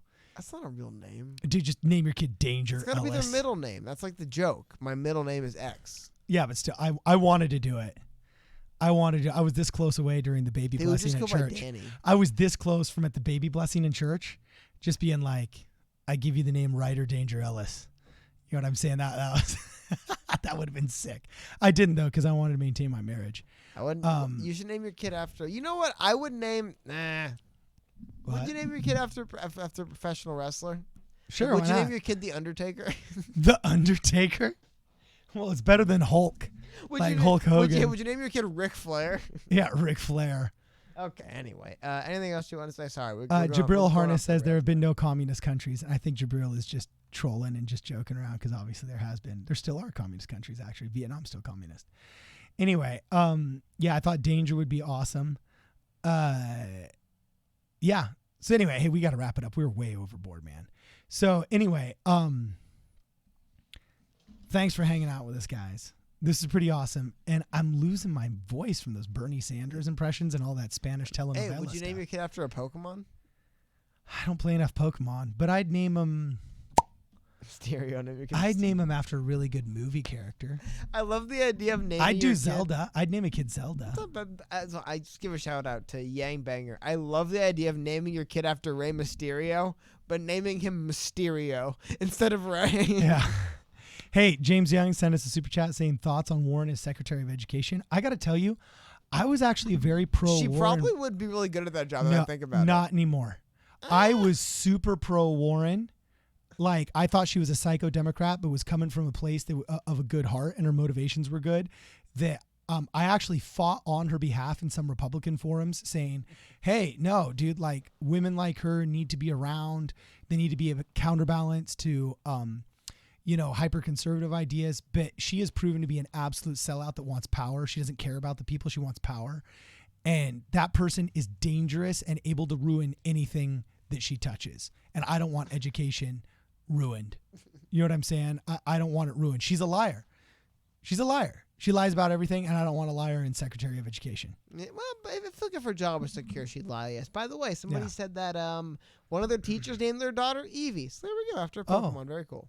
Oh, I thought that was Eevee after V for Vendetta. Eevee was the name of the girl in V for Vendetta. Eevee after the Pokemon that can evolve with evolution stones and Pokemon. Okay, cool. So anyway, last one here. Baby's Ryback. There we go. I'm naming my kid after Ryback. All right. Yeah. Rock on. So anyway, we got to end it right here. Thanks for hanging out with us, you guys. Oh, Dwayne The Rock Johnson. That'd be a good name for a kid. I'm ending this before it gets worse.